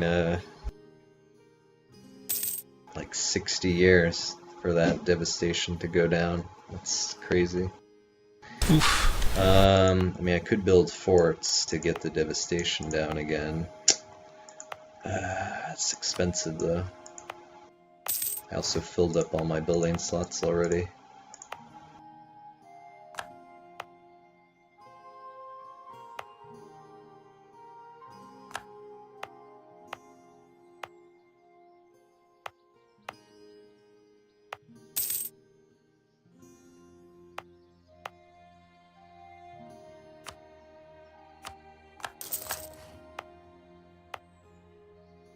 Yeah, so forts put your devastation. I don't know if you knew that. They bring your stuff down if you ever need it dropped.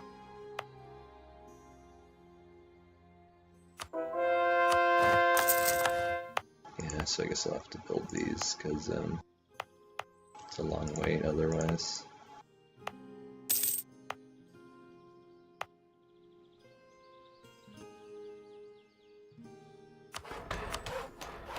So Russia's attacking Polotsk now. You sure you don't want to fight Russia with me? I just think China would be a better, you know, adversary and then fight Russia at the end of the game. I mean, we could do it, but is it worth it? I don't know. I just want to kick the shit out of Russia, if I'm honest. I'd feel better if Russia was smoking ruin, and then, you know, I wouldn't be so worried about them messing me about. Okay, do you want to do it? Yeah. Yeah, alright, we can fucking do it. Alright, hold on. Yeah, give me like a couple of years just to build an army, and then we'll fucking kill him.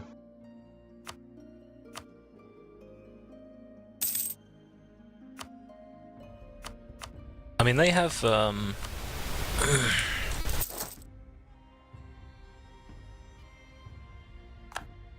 they have 90,000 troops now. They normally build about 120,000. I mean, I don't know, maybe 40,000 would be enough. I don't want to say yeah. No, I'm gonna go up to... I'll go up to my force limit, which is 71. That's fine.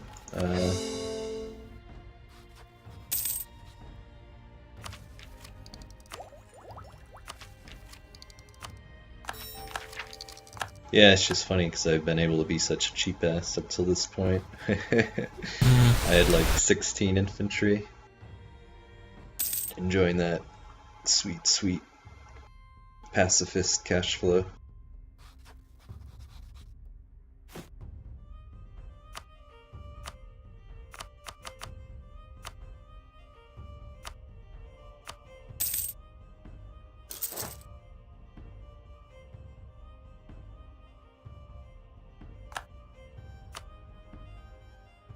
I'll be back in a second.